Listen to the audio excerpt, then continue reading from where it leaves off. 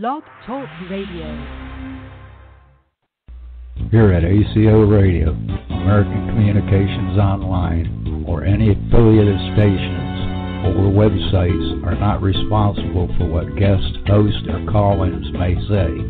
All programming is intended for informational and entertainment purposes only. Hello world, this is TJ Morris, and you are listening to ET Radio. Welcome aboard, all you ground troops spinning around smartly on the planet. We are all about ground and space ontology tonight. We are the UFO Association, who sets up UAP Associates, and we are founded on truth based on what we were finding out to be truth. Some people now have had archives for years, and so we're welcoming any groups that are still left in cyberspace out there. We represented CUFOs first and MUFON second, but a lot of our old guys from the Men in Black were with NICAP, N-I-C-A-P, and even before that we had APRO, and the names that come to mind for me were Don Berliner, Dr. Bruce Maccabee, Jan Aldrich, and later George Filer, who I talked to on the phone quite a lot in 2006. My husband, Thomas R. Morris, and myself, Theresa J. Thurmond Morris. I wasn't Thurmond then. It's hard to track me with all my married names before Homeland Security, but I think they finally figured it out in Florida to get me set up. But we may have a call in tonight by Janet Carroll Lesson with Aquarian Radio, as we're scheduled for our National Archives and our syndication. I've invited several people to listen in. So if you're listening in, thank you very much. I appreciate your support. And the last one I did, I have to edit because my dog bit me over my dinner. My psychic show with Miss Lucas. And that was a shocking thing. So she's a little Shih Tzu. So I've got to go edit that if y'all are. There she goes. So it's my dog and cat, and she knows better now than to bark at the cat that jumps from one place to another and is higher than her. But the cosmos, Knowing Cosmology is my book, and UFO Contact I'm most interested in. So we had Kathy Martin, who was working in 2008 with myself and Dr. McDonald of the Mutual UFO Network, and I understand that Jan Aldrich has stepped down, and the board has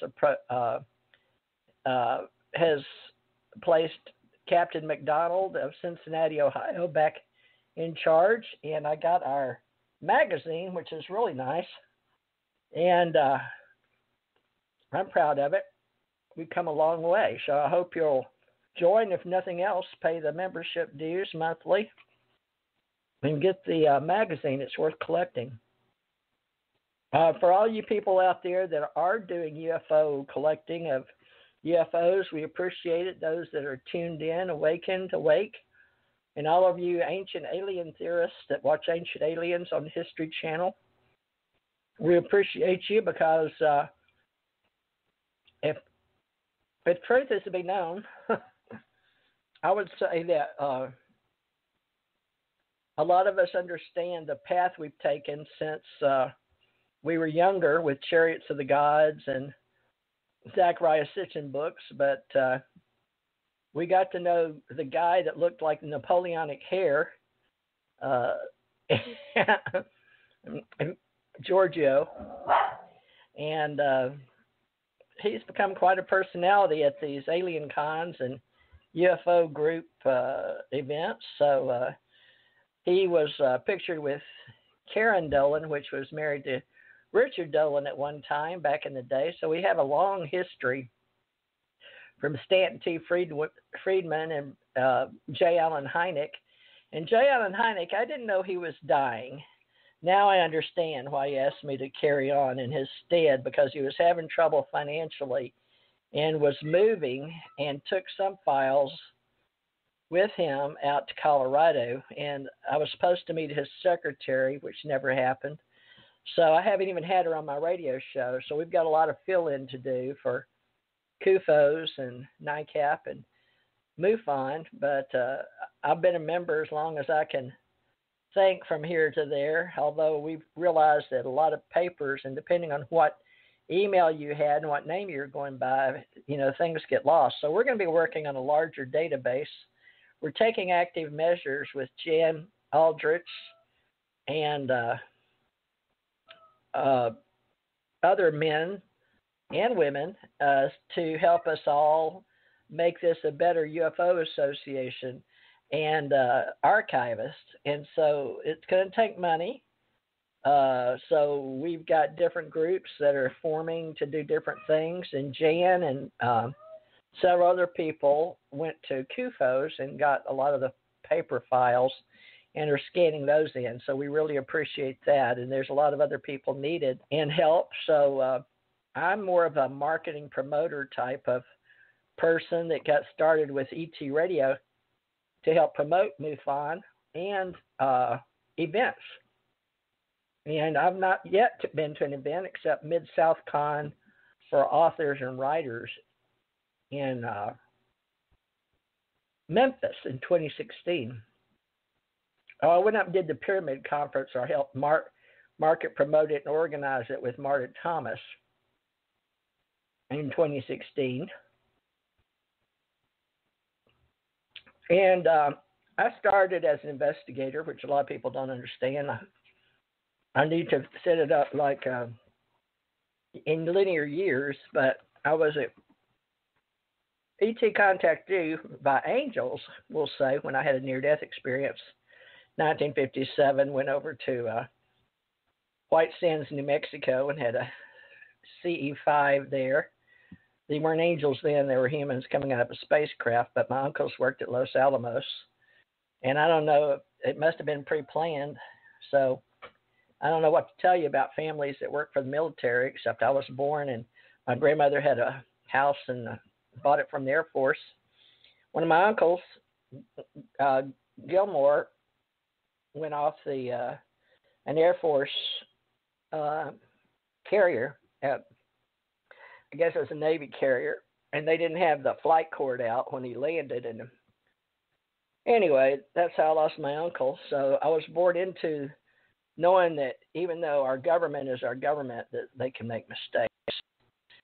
My uncle's in the Air Force, and my dad was Army, Coast Guard, well, Army first, because he just went National Guard because he had so many kids.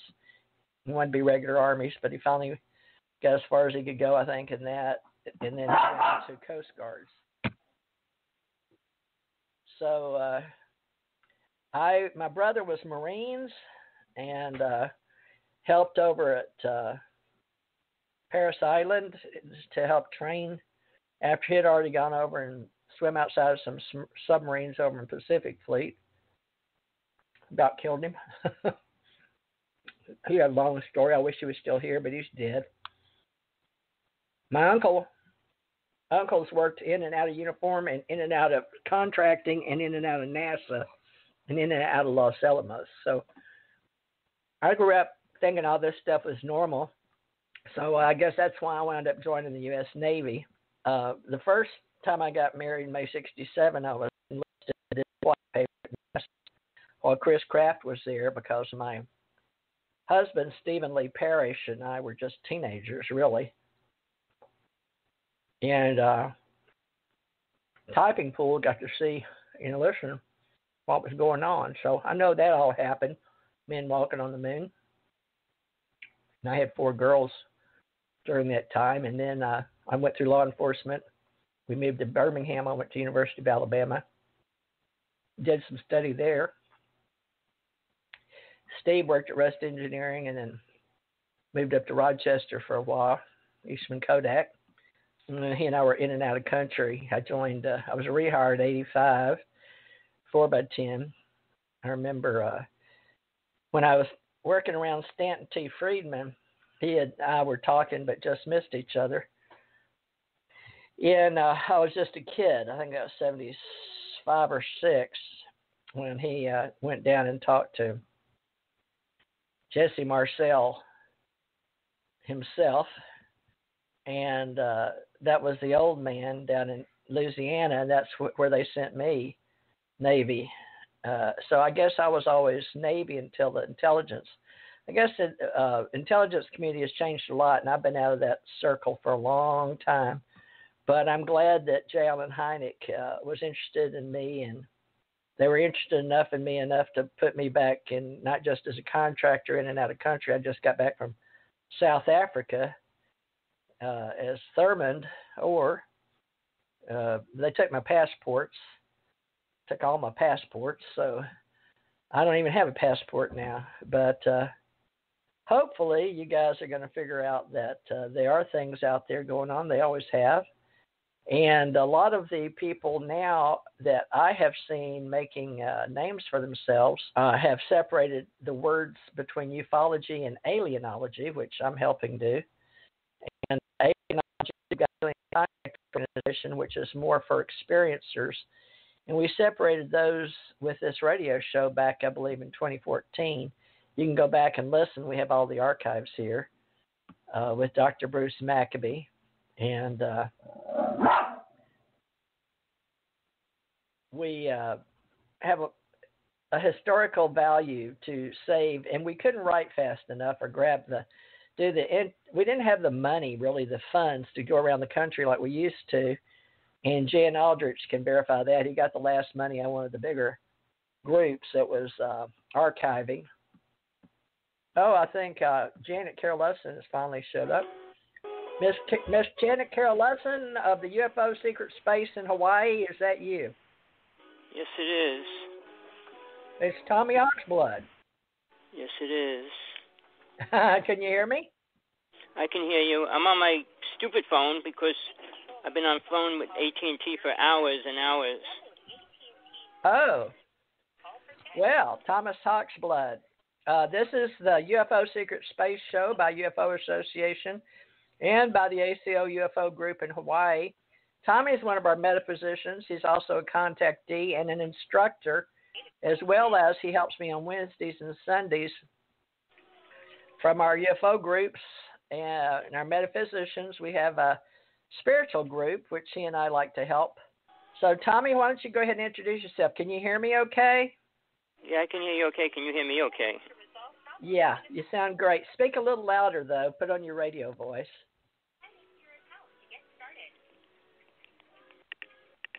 Is that any better?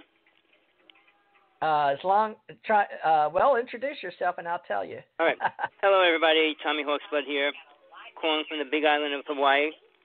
I got lots of things going on here. It's getting crazy. But in the UFO world, it's super crazy. All my friends are seeing ships and everything every night. So if anybody's interested, give me a call. Have any pictures they want to relate to it.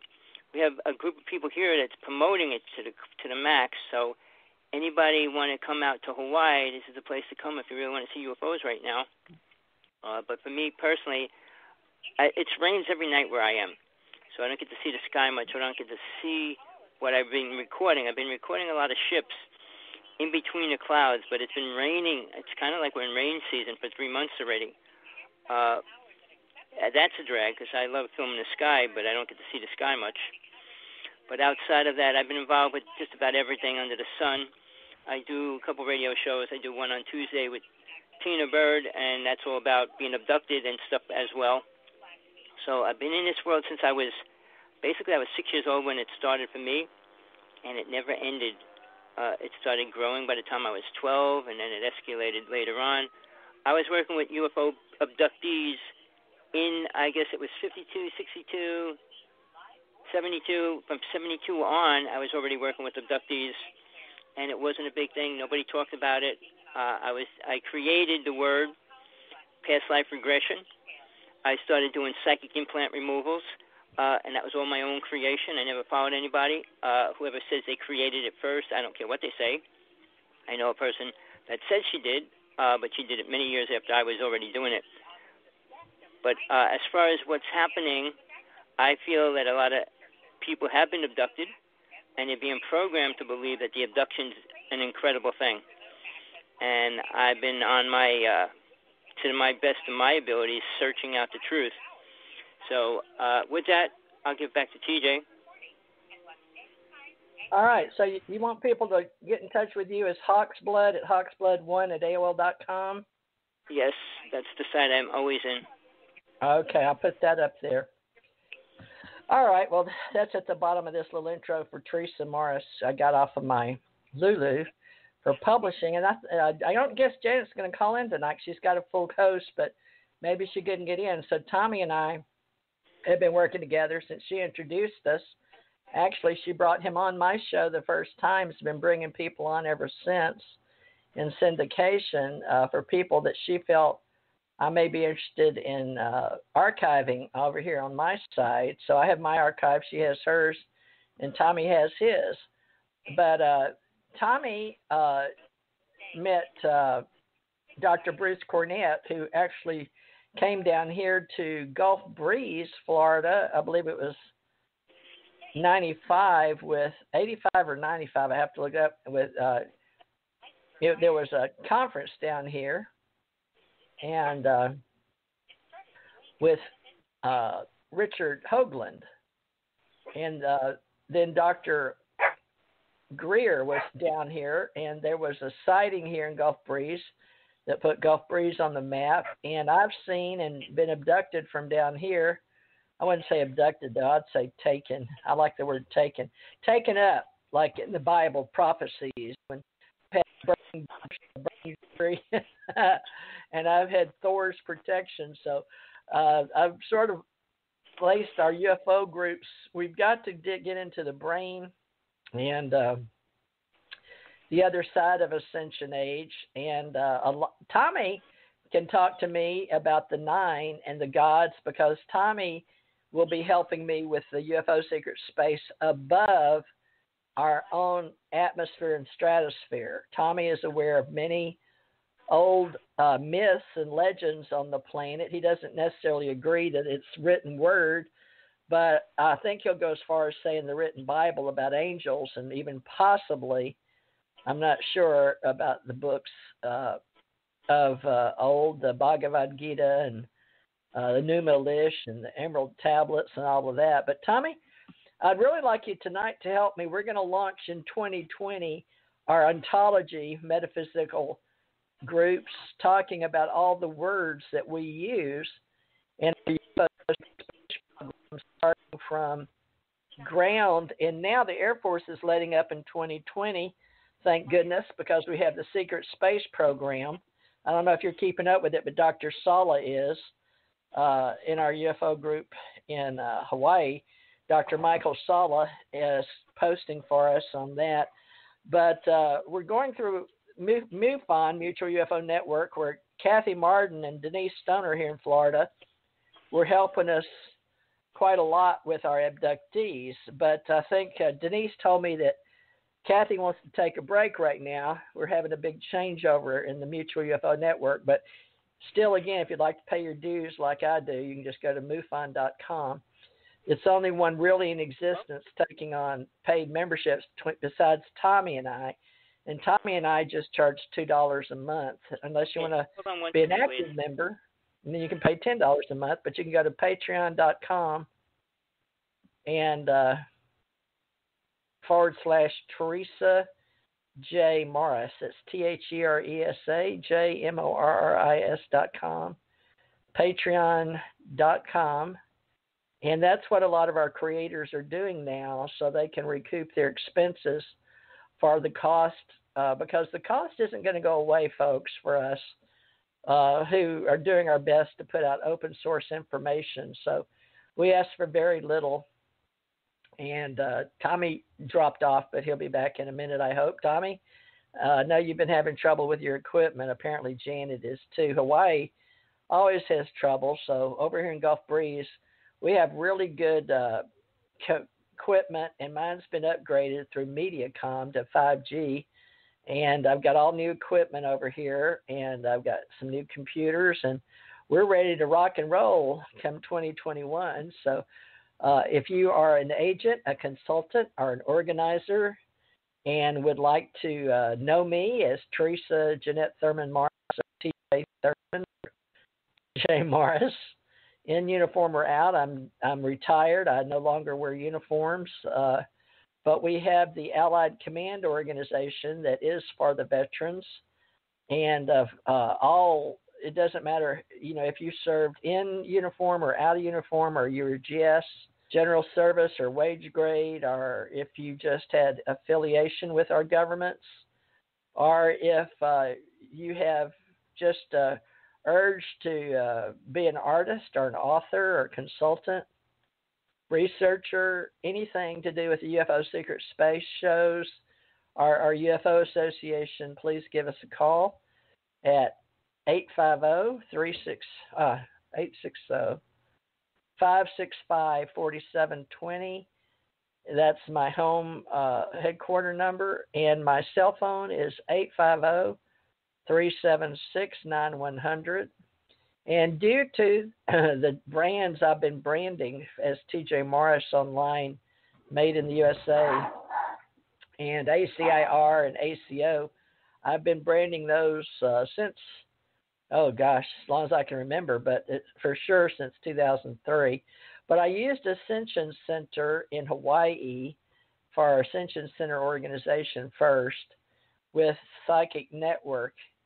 And AT&T wanted me to get a certain number over there and do readings online, and I just didn't want to do it. But when I came over to California, since I was already first in commerce and copyright name, this was before you had the internet with Tim Berners-Lee. And I'd like to make sure that we really know Tim Berners-Lee. And he was born in London, England, and he is the one that really made all of this possible, because we had ARPANET with the government. And I knew what we had out in the UFO Secret Space shows. I'm saying shows just for entertainment purposes tonight. I ought to put this under entertainment, I guess. Let me see. We have spirituality, psychology, television, politics, lots of politics, podcasting, paranormal. I guess I could put it under paranormal, technology, writing, legal, comedy. I wonder if it's social networking, hobbies. There's so many topics we could fall under with the way that VoxNest now owns Blog Talk Radio. But to be honest, I'm going to put it under education. I don't know if I should put it under entertainment or not. Maybe. What do you guys think? Entertainment? We're education too. I'm going to put it under entertainment. Think it's entertainment? Education? I don't know. Folklife is Folklife, but UFO Secret Space, I'll put it under education. The category tonight. And I guess Tommy, maybe he's coming back, maybe he's not. But Tommy, you're not showing. Neither is Janet. So they could be having trouble tonight. So we've got some videos we're putting out there just to let you know that we're here and existing here on the planet.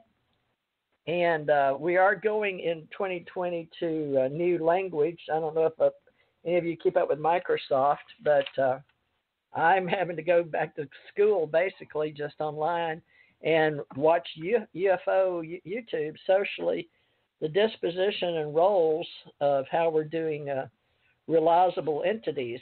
And thank God that we're in ontology here at the UFO Secret Space Show and UFO Association, because our domains and ontologies, aircraft maintenance, ISO, IEC 21838, that's our top level with atmosphere feature. And I believe that the UFO business, due to J. Allen Hynek and the Blue Book and a lot of other people I'd like to mention, but we've done so with Jan Aldrich and going historically correct maybe into our design of information technology. But I'll be more about the public domains and what they mean and what they do and how we don't have to pay for them as membership dues. We'll just put our name and link and let you have your archives and your database. We're all going to the cloud anyway.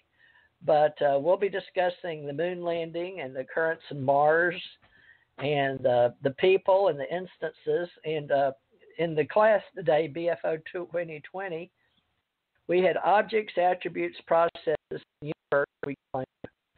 And we are separating in the language for ontologists in the UFO Association. We are learning to talk to each other about the difference between plane on the ground, so to speak, objects, attributes, and processes, the continuant, and the occurrent. So it's going to be interesting that for people that go through our classes. So I recommend this show to those of you that are joining us in this series, UFO Secret Space Shows on Friday by UFO Association, because there's a lot of work here that we need inside cyberspace, not just the way it used to be with writing and the newspapers and clipping newspapers. That's the old way. And now, of course, we have videos we can use with our phones. And don't touch them up. Just if you have something that you get in your cell phone, please just take it and let MUFON find out the closest chapter of an investigator or someone that does the claiming of your phone with what you've got to capture your information, because the less tampering, the better. We call that the chain of events. And you would be the point of contact with your phone facing astrally or up above, pointed towards the sky, or on the land. But we would ask you to please video what you can. Everybody is a publisher. Everyone is a videographer now with your smartphones around the world. And we are just happy to be the ambassadors of goodwill chosen here, thanks to Tim Berners-Lee and getting this out to the domestic or non-government commercial personnel on the ground. And we will really get your name on that. We will give you what we call a byline in journalism and our education services. And my daughter went to renew my licenses here in Santa Rosa County in Gulf Breeze, Florida, so we can be our UFO Mecca chapter with MUFON and make sure that we work as trained investigators and historians and developers on the computers to help you with your domains, links, and websites any way we can to store your data. And big data is really hard, but we are going with ISO, IEC 21838, like I said, the top levels. And we're going with design, information technology with public domains. And the public domains means you do not have to pay for it. The government's not paying for it. So we're going to do our best to become a nonprofit like MUFON, which is under astronomy and science for their 501c3. So we're going for hours here in education and spirituality, actually, to separate our Ascension Church Ohana as one that believes alien civilizations exist.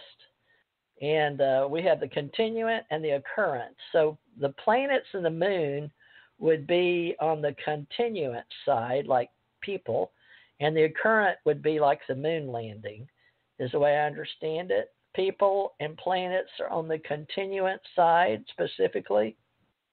So if anyone in the developing world with MUFON would like to give me a call, I'll try to help in the data structure. And we were doing ontology with the different trees of the different groups, and they weren't working too well. So we're going to do our best to set up people's instances and the occurrence instances, and how we can realize a better process. And socially, we have grounds and the function, and then the temporal region, the process of functioning and production and the trust. So we're going to do that in everything, including journalism, television, entertainment, media, and we have all that with the 3WC groups. And we're getting really good with all of our animation now. I'm setting stuff inside virtual reality now. So it's going to be harder and harder to understand in the UFO secret space shows what's real and what's not. So we want to make sure that somehow in cyberspace, all of us working together, we have the internet highway inside cyberspace, inside the UFO Secret Space Show. And the UFO Secret Space Show is entertainment, and it's educational entertainment by the UFO Association.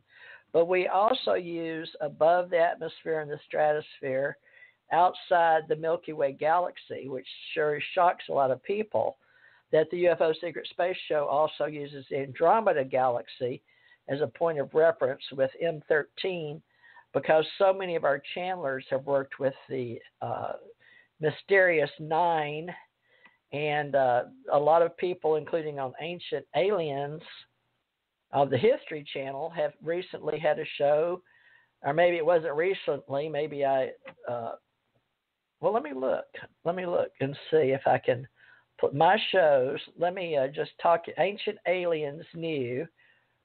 Now, mine only go back to, Mysterious 9 is Series 11, Episode 8.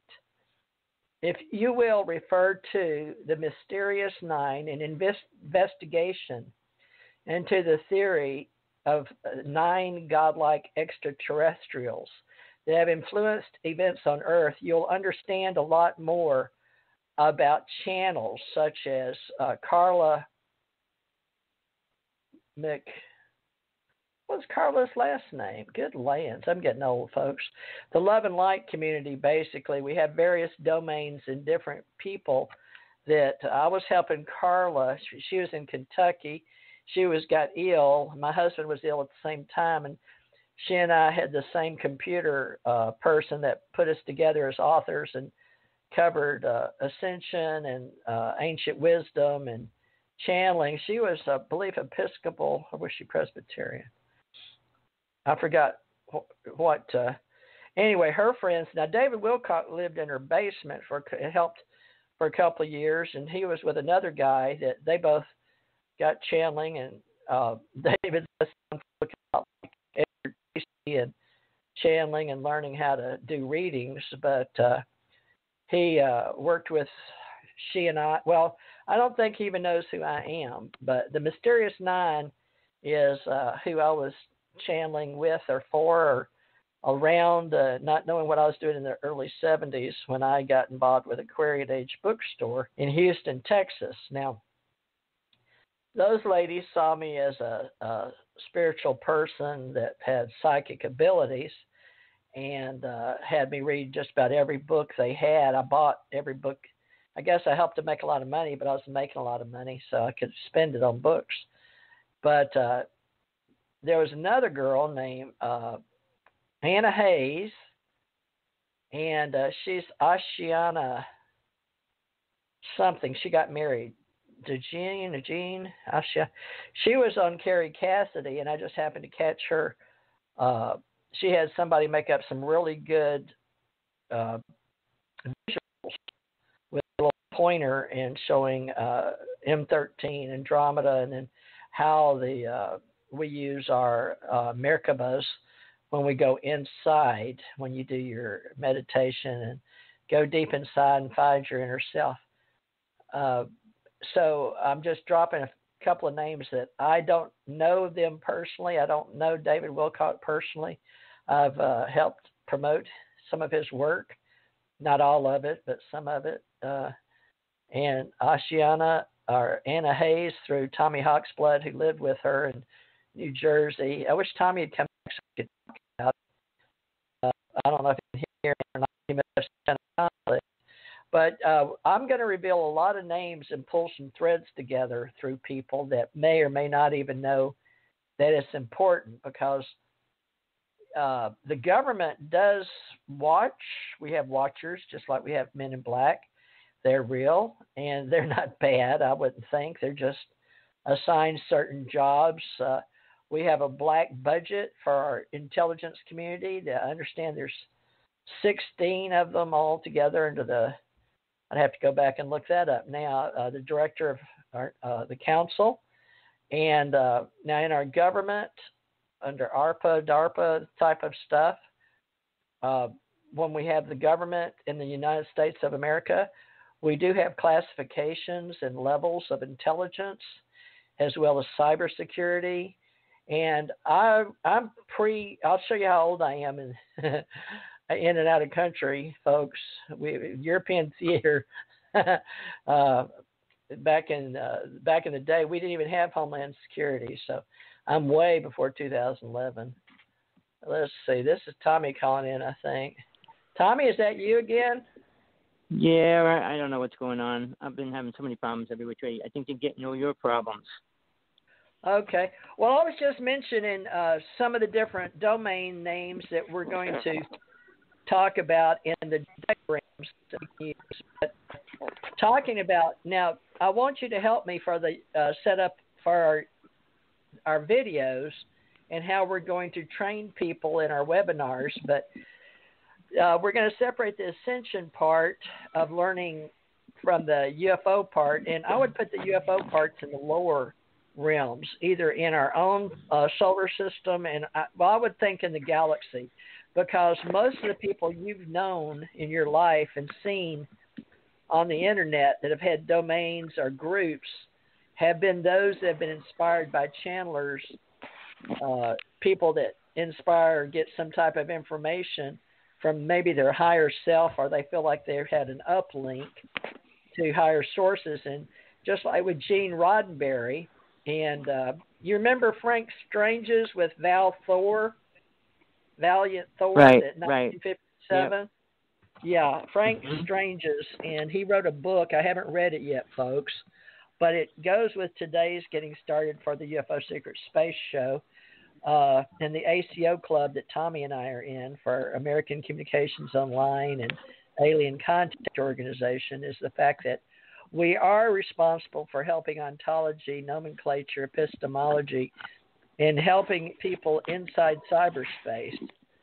And we're talking about the highest levels, not Destination Mars and not the Pleiades. Even David Icke, I can mention all kind of names. Corey Good, they all talk about the lower echelon.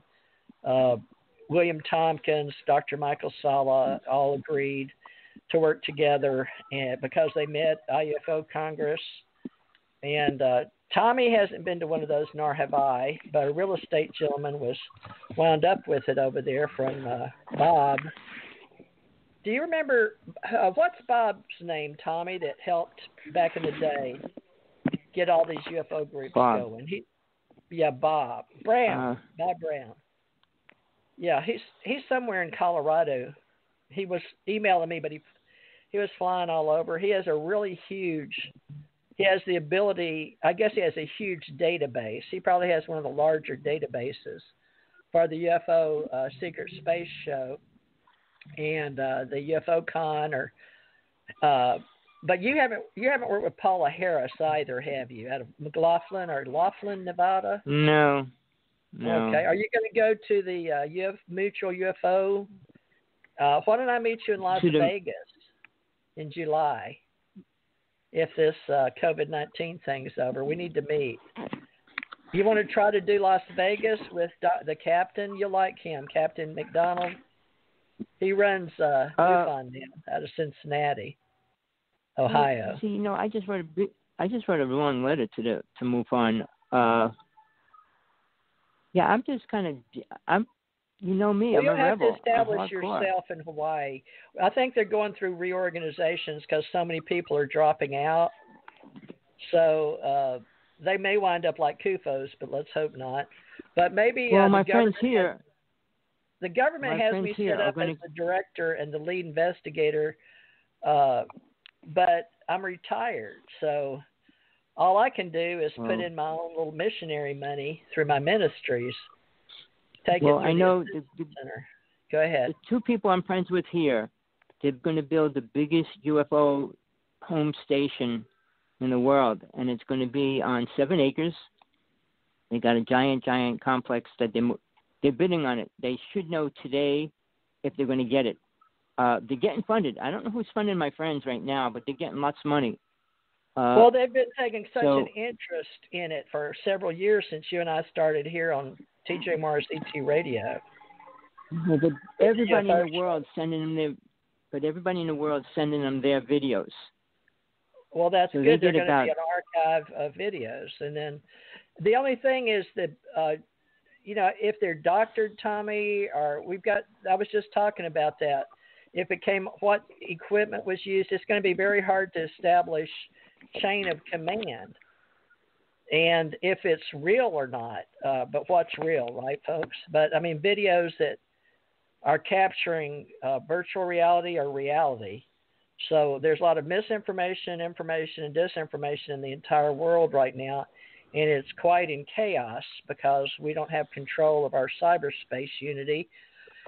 And Russia and China have made a pact to keep us out of their stuff, and so we're going to be talking about sovereignty in space, but on the planet as well.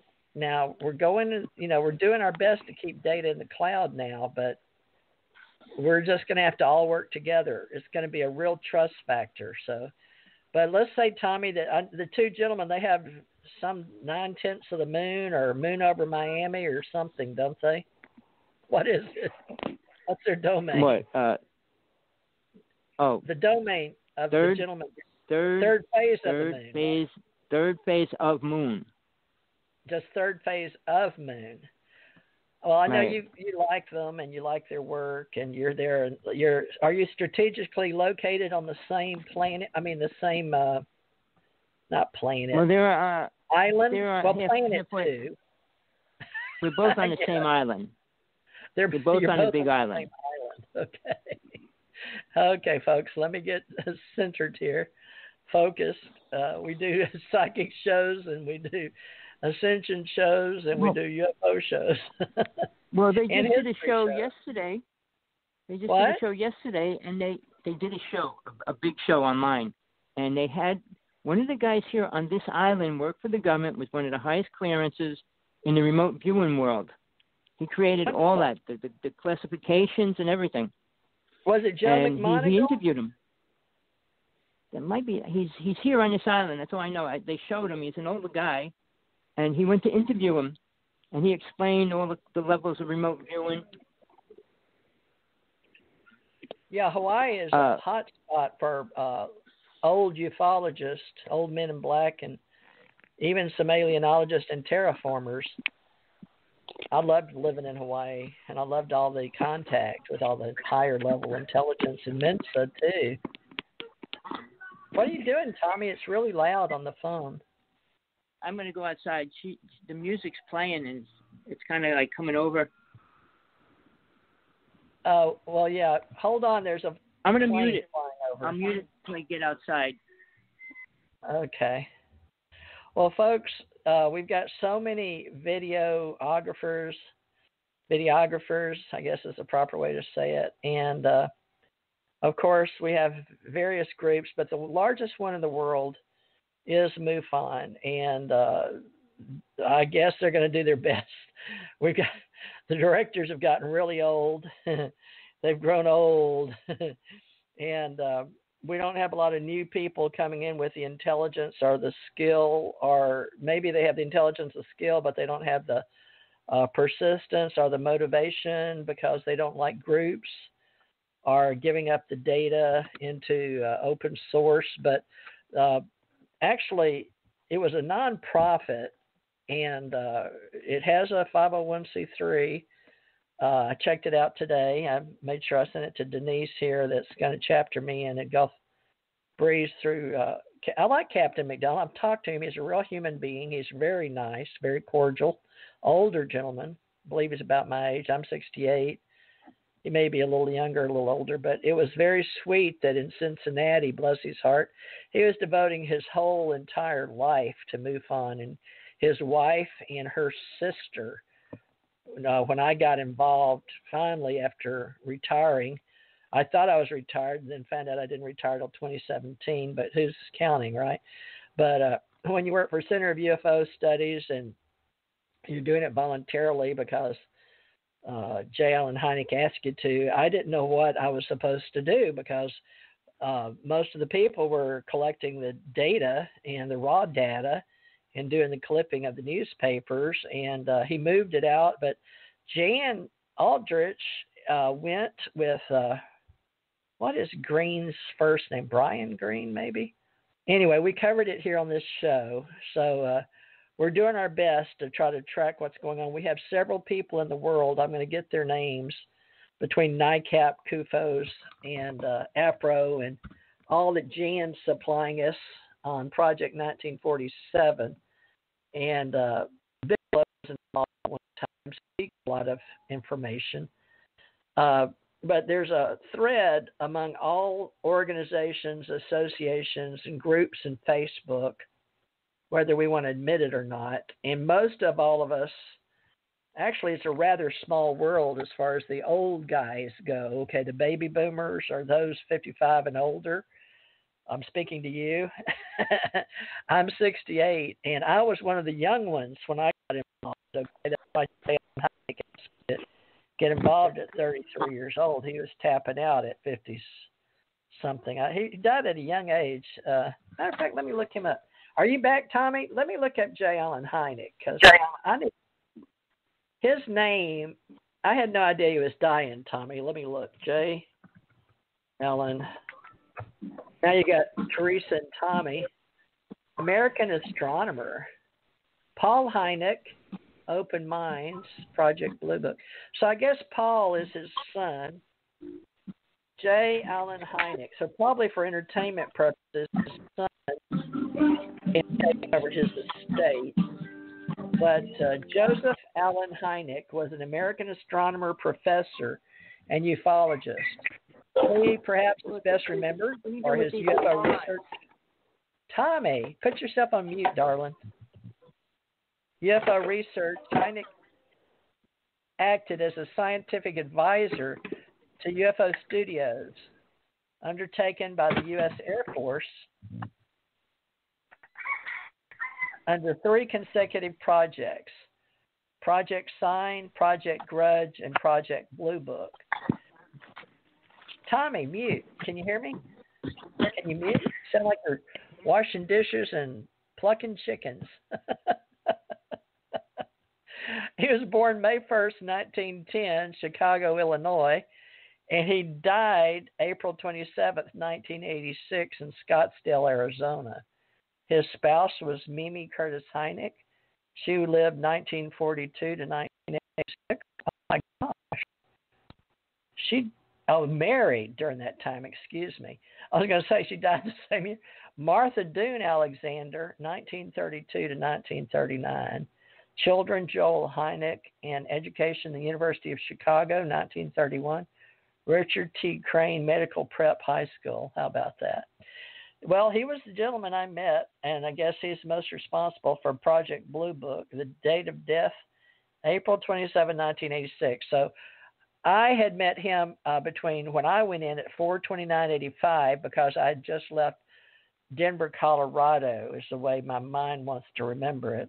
And right there, I was flying between 85 and 86 to Great Lakes, Illinois, for a swap over from IS, that's what the intelligence services, maybe IS, Air Force, and Navy, and they decided I didn't have to go to Antarctica, which was a good thing because I had friends loading up in the cafeteria with all these big, huge, oh my God, equipment with the fur. Oh my gosh, heavy equipment. I was so glad I didn't have to go. But by the time he met me on an airplane, I was reading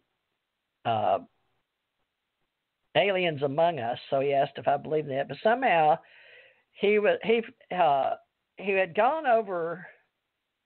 He was flying somewhere, but it was I think it was a put-up job, so he could meet me because I had had UFO experiences and it was in my record, and I'd already been.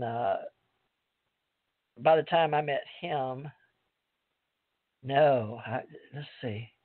Yeah, I'd already been on the Jesse Marcel case. Sure had, yeah, and Stan Friedman. So people already knew who I was in the Navy because I'd been out to Balboa, I believe 76 Hospital, where they could put my Social Security in as a corpsman. So I didn't understand when they already said I was a corpsman, but I don't have any recollection or memory of that. So when I went back through boot camp, which I do remember the second time after I'd already been out of country in Europe and Japan and Africa and all these other places. I remember, I went to Spain and Portugal, but I went back 4/29/85, was enlisted, and it was a leap year, and so I had 4 years per, so that was 32 years. And then later on, they had me sign another contract, and then another contract at Fort Hood. And I had to do another ASVAB. So I don't know how many ASVABs they've got on, or U.S. Treasury or D-Lab test on me. But apparently I did pretty good because I was smart. But J. Allen Hynek got hold of me, and I didn't know what I was agreeing to, but then that's just the way it is when you're young and dumb. And, well, I won't go the rest of it, but most of you guys know what I'm talking about. Okay, Tommy, tell me what you know about Oceana, or this haze that's going to get to be a part of the Ascension and the Andromeda part over there with the Collins, because this is all part of Ace Folklife. It doesn't have to be part of UFO Secret Space, although it is, because it goes under the 9 in channeling with, what was Carla's last name, Tommy, in Kentucky? Was it McCarty? I don't know. I thought you asked me about Anna. Yeah, is it Anna Hayes? Let me go look up Carla. Her real name's Carla. Anna, but she changed it to whatever you said, the first word. You talk about the girl you know. Well, it's the same person. Basically, she did all her work with aliens, claims she knows everything about everything. The beginning of Earth, beginning of life, beginning of the races that came here. She claims she has every story that can be told. She knows all the alien races. She said she worked with, I think, 137, and she classifies each one of them. She's one of the only people that I know that did that. But she takes her daughter on the ship with her, which I don't know how good or bad that is, but I saw a video she did, a 12-hour video, which explained all her alien friends. But she says she's living in a world without karma, and she's here to do a lot of things. But I knew her before and after she was famous. She was psychic to a level that my friend was at, because she saw his ship, and he always said his ship was above us. So she has some incredible artwork. She drew most of it in black and white and had these artists color it in. And it looks incredible. I mean, the designs, the graphics, and all that stuff is really, really incredible. But what she translated to is a different story. She's been famous for, I'd say she's been working on getting famous for the past 24 years. She was living with my friend way back then. When she wrote her first 2 books, she wrote them in a month. And then she started her success that way. But in the interim, now she's claiming a lot of things. So most people in the UFO world that are trying to talk like she does assumes that they're the higher power, and they have a lot of the inner knowledge that very few people have or can touch. And it goes as far as how man was made, what races brought him here, what races did what to who. I mean, it's all the stories that aliens program people with, and that she's totally into it. I challenged her a few times when I met her, so I didn't agree with much that she said, because at that time she said she was above karma, and I said, if you're above karma, you wouldn't be on this planet. And that's my teachings, what I was shown, what I experienced. And second of all, like you were talking about, aliens don't go into the higher realms. They don't have feelings and emotions. They can't get there. So where they go is back to planet Earth if they go anywhere. aliens are reincarnating to this planet. And that's why a lot of people think they were aliens, because they probably were. But all these contracts that they say they signed with aliens in their last life, you don't sign a contract with an alien for your next life. And if you do, you have no awareness of anything, because you wouldn't want to do that. Because the idea is to move on, not to come back. So anybody that's trying to come back is already looking to stay here for some unknown reason. I can go into that because, Buddhist teachings go into the aspect of going into the bliss state. And the bliss state is the space between this world, the yes world, and the world beyond that, which it doesn't go past. So it's a void state, being totally one with nothingness, if you can perceive that. And what it actually means, you let go of who you are, what you are, and you become part of the light and sound. You resonate within that, but you're not thinking. You're no longer concerned with anything other than vibrating within that. And if that's what you want to do for infinity, you can. It's an open thing, if that's where you perceive to want to go, but that's where Buddha went. He never attained a higher level. Sorry to say that, people. I know I live with a Buddhist Lama, and it's hard for me to talk with her because Buddha didn't believe in God. So how could you get somewhere when you don't believe in it? Or how would you know about it if you don't believe in it? You wouldn't. So for me, most teachings, which I studied many of them, I realized they don't want to go to God. They want to become self-realized, God-realized, and think they're God. And that's the whole problem with this whole thing about being one with the universe right now, which a lot of people want to be. I said, be one with a bunch of stars. I said, see where that gets you. Be one with the universe, or even be one with the sun. See where that gets you. The sun's going to burn out. And even if you stay here as long as the sun does, you're not growing spiritually, even though people believe they are. So it's a contradictory almost in every aspect of what's being taught, told, and lectured about in the UFO world and the spiritual world. And the only reason why I could talk about this, I had 5 deaths. I spent half of my life traveling to the higher worlds, not the lower worlds. The lower world means the physical, astral, and you move into the mental plane when you go past self-realization into God realization. And God realization doesn't mean you become God either, which very few people understand. So there's just so many contradictories why I'm trying to do a lecture and a workshop to bring a little more truth to people that want to hear it, because it's very important to move forward if you want to leave the lower realm.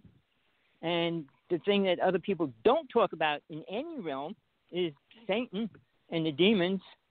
You might hear somebody speak about it once or twice here and there, but to go into detail why planet Earth is what it is and why people stay here and reincarnate over and over is because they're attached to it. And if you can't give up attachment, you'll never leave planet Earth. You'll reincarnate, come back for all the stupidest reasons, and it has nothing to do with God. So the word is, what do you want to attain in this lifetime? What are you willing to do to attain that? Many people are not willing to go out of their way, meaning putting time in to do the exercises, to do the learning, studying your dreams, studying life in itself, studying the things that keep us here, help us grow. And there's very little truth that we learn here that helps us grow spiritually. If you think giving a homeless person food makes you grow spiritually, it doesn't. People want to say, well, I help people when they fall down. Well, that's a natural instinct. It should be a natural instinct. You shouldn't have to be, I'm going to get good points because I took the person off the ground or I gave money to charity. All these rich people that give money to charity think they're doing a good thing, paying their debt off, and you don't pay it off that way. I just heard a song, Love Can't Be Bought, Sold, and all that, which is true. But it's the same with spiritual growth. You can't buy it, you can't sell it. When somebody tries to buy it or sell it, they're not buying what they're trying to buy. And you can't. You can't buy spiritual awareness. And you can't sell it either. And very few people maintain that awareness or care about the definition of what it means to sell spiritual awareness. You do a conference, you charge $5,000 or even $50 or $500. What are you charging for? Well, I'm teaching them how to become a 5th-dimensional being or a 6th-dimensional being. Those words sound great to somebody that's, you're only 3rd or 4th dimension. No, we're already in 4th dimension. We have been for a long time. fourth dimension means we could do remote viewing, astral projection. That's what fourth dimension is. So to say you're going to fifth dimension, guess what? You're going to be leaving your body and not coming back to it because you won't need a body. All these things are so simple. More speakers like to make them much more complicated than they are. Give it much more meaning than it should have. We're here for one mission. And that mission is to understand what soul is, which is what we are. And when you do that, there's no reason to stay here. Well, I'd like to introduce Tommy Stubbs and the original book that I had my, channeling of the Nine and Thoth and Trismegistus, and he had his and the Michael teachings. And it says he's 73, but I had heard he died a long time ago from his, one of the women, a friend of mine, Carolyn Flowers of Colorado, that helped promote his book and helped him, publish it. And then she started working with Dr. Michael Sala. Michael's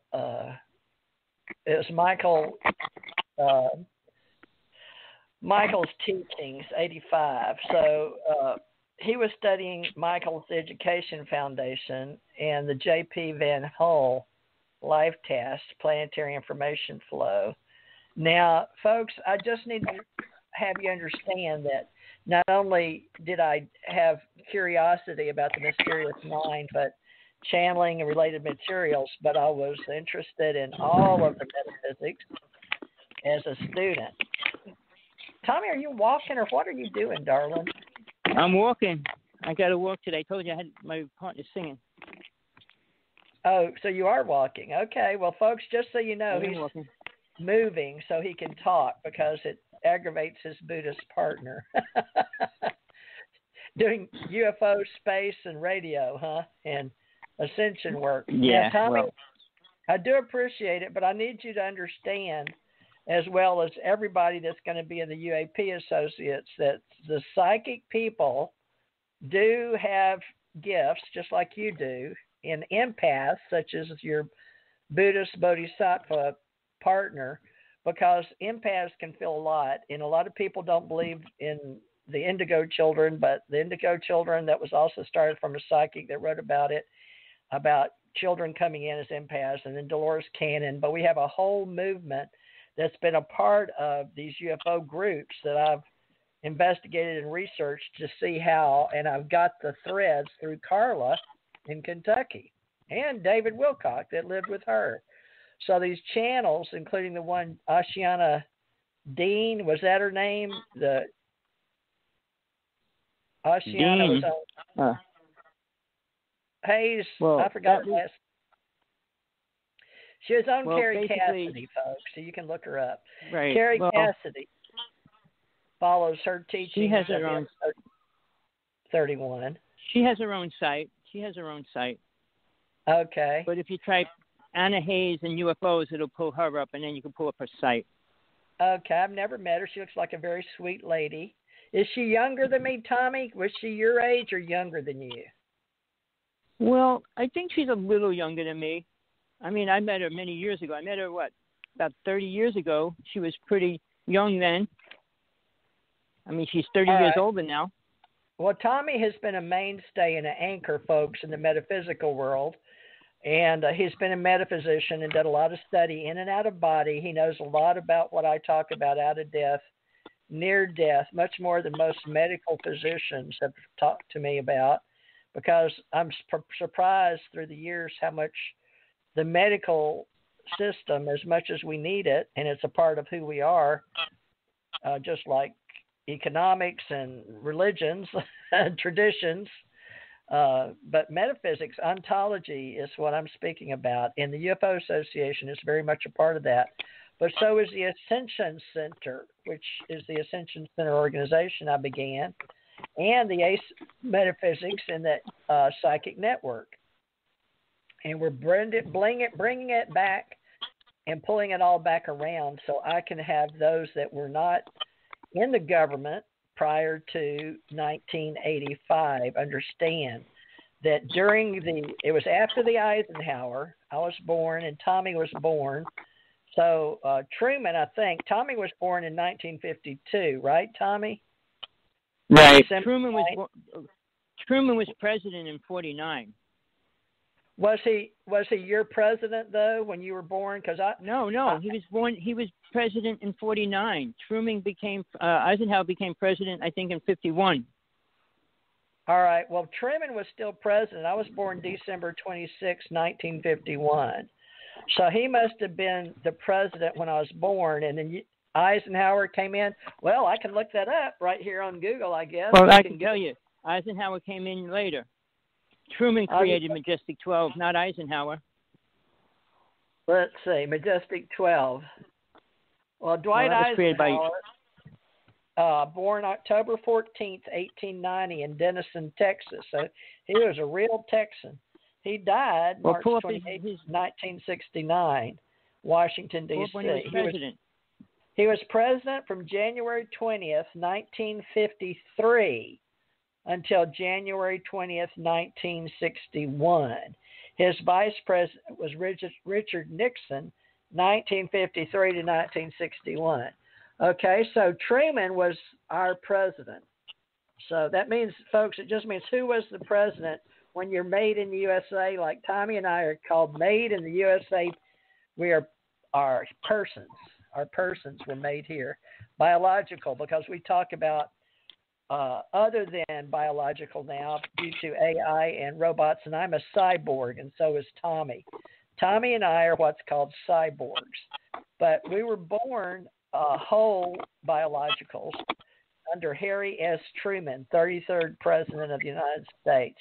Harry S. Truman was the 33rd President of the United States from 1945 to 1953.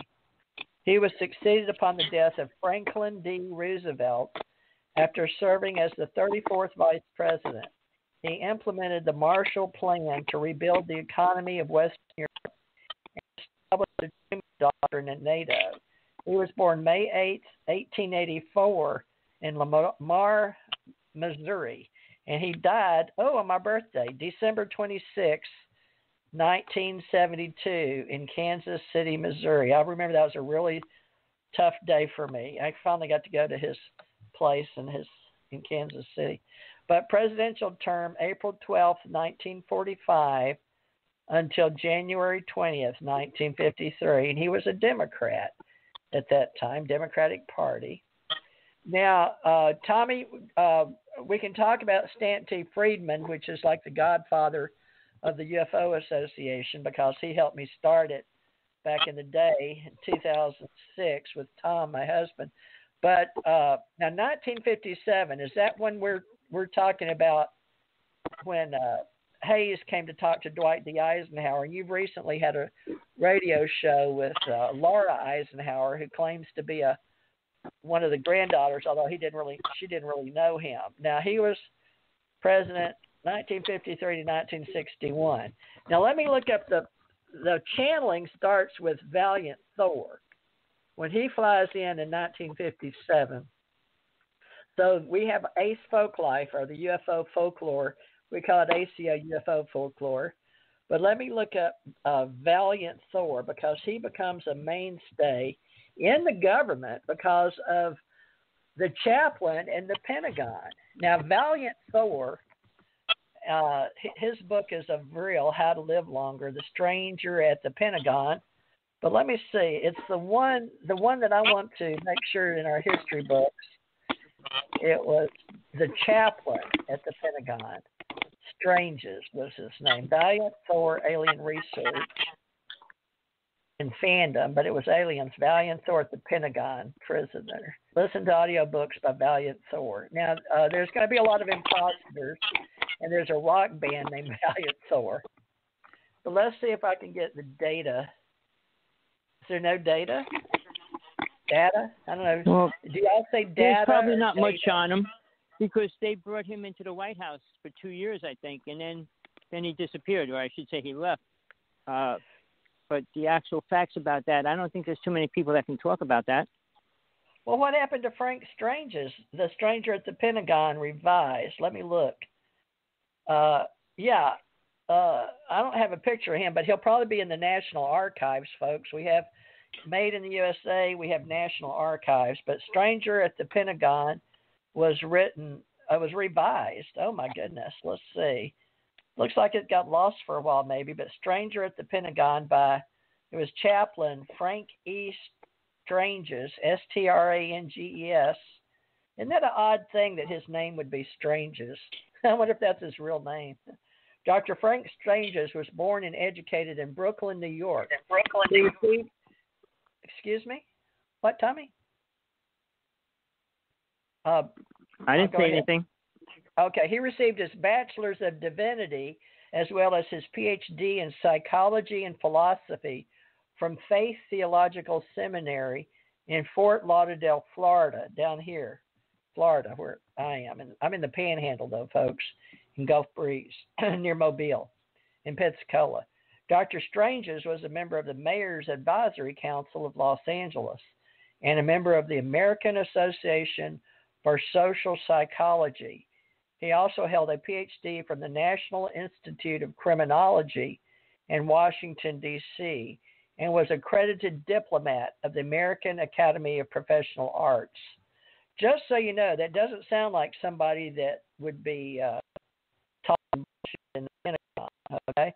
So Dr. Stranges authored books of scientific and religious subjects, including his classic, The Stranger at the Pentagon, which tells the unusual story of a spaceman named Valiant Thor.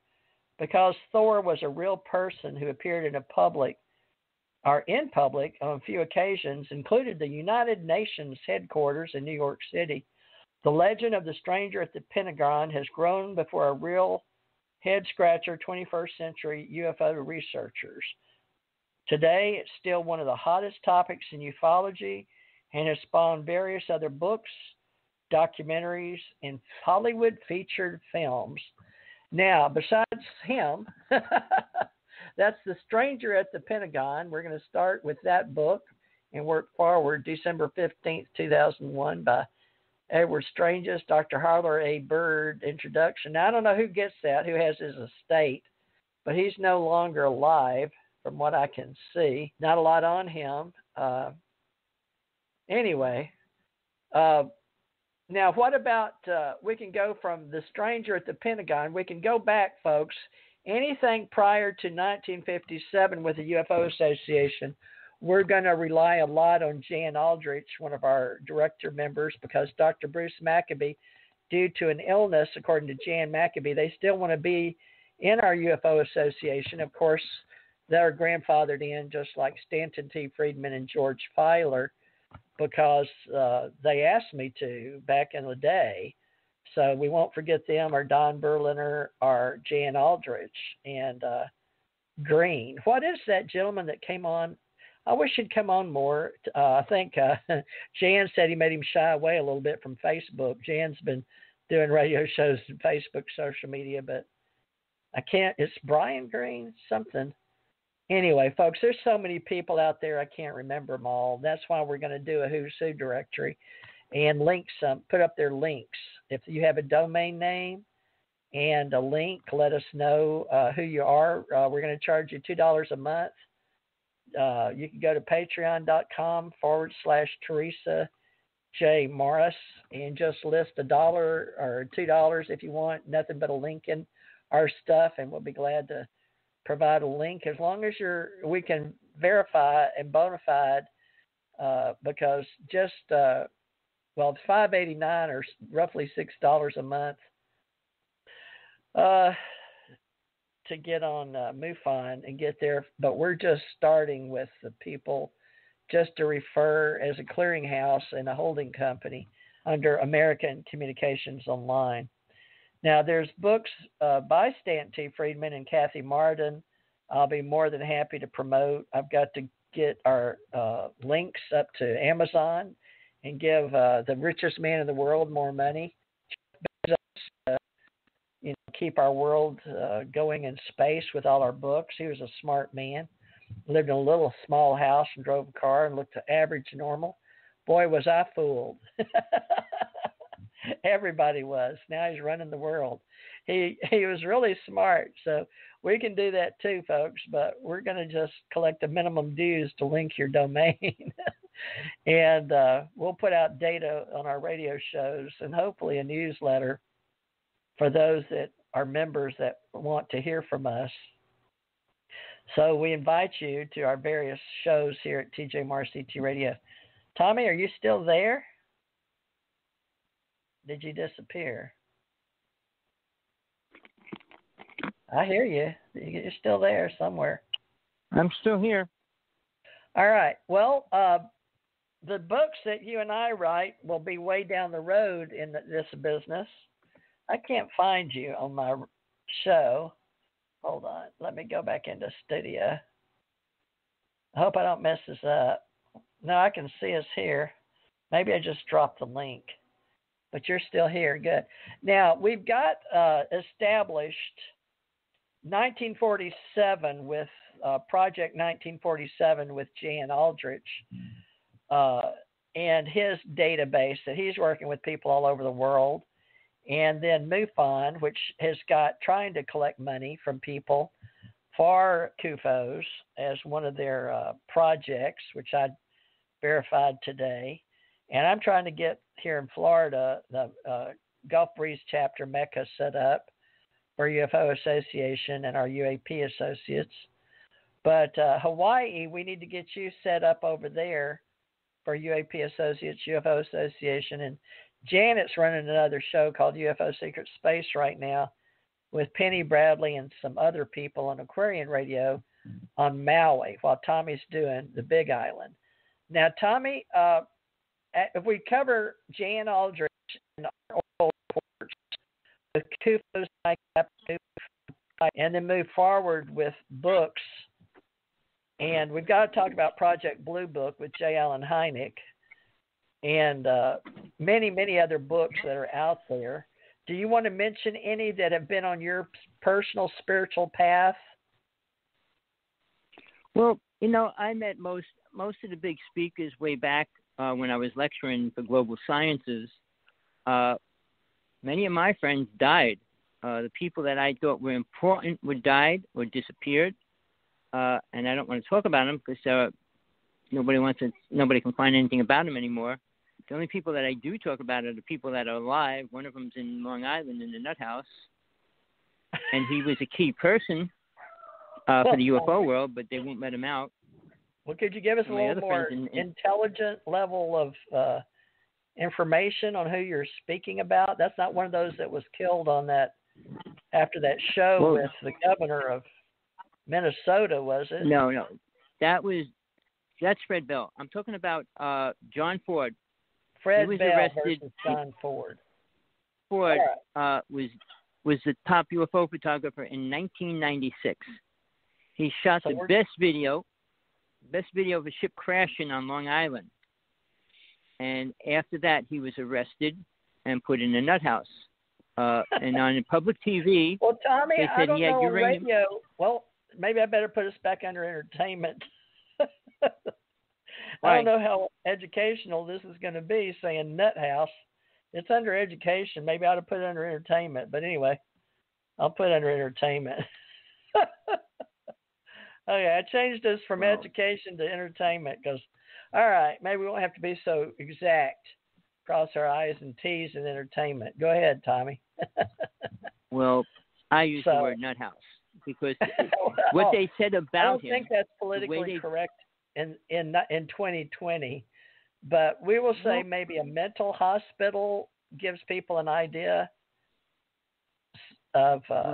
Mental means you're mentally disturbed.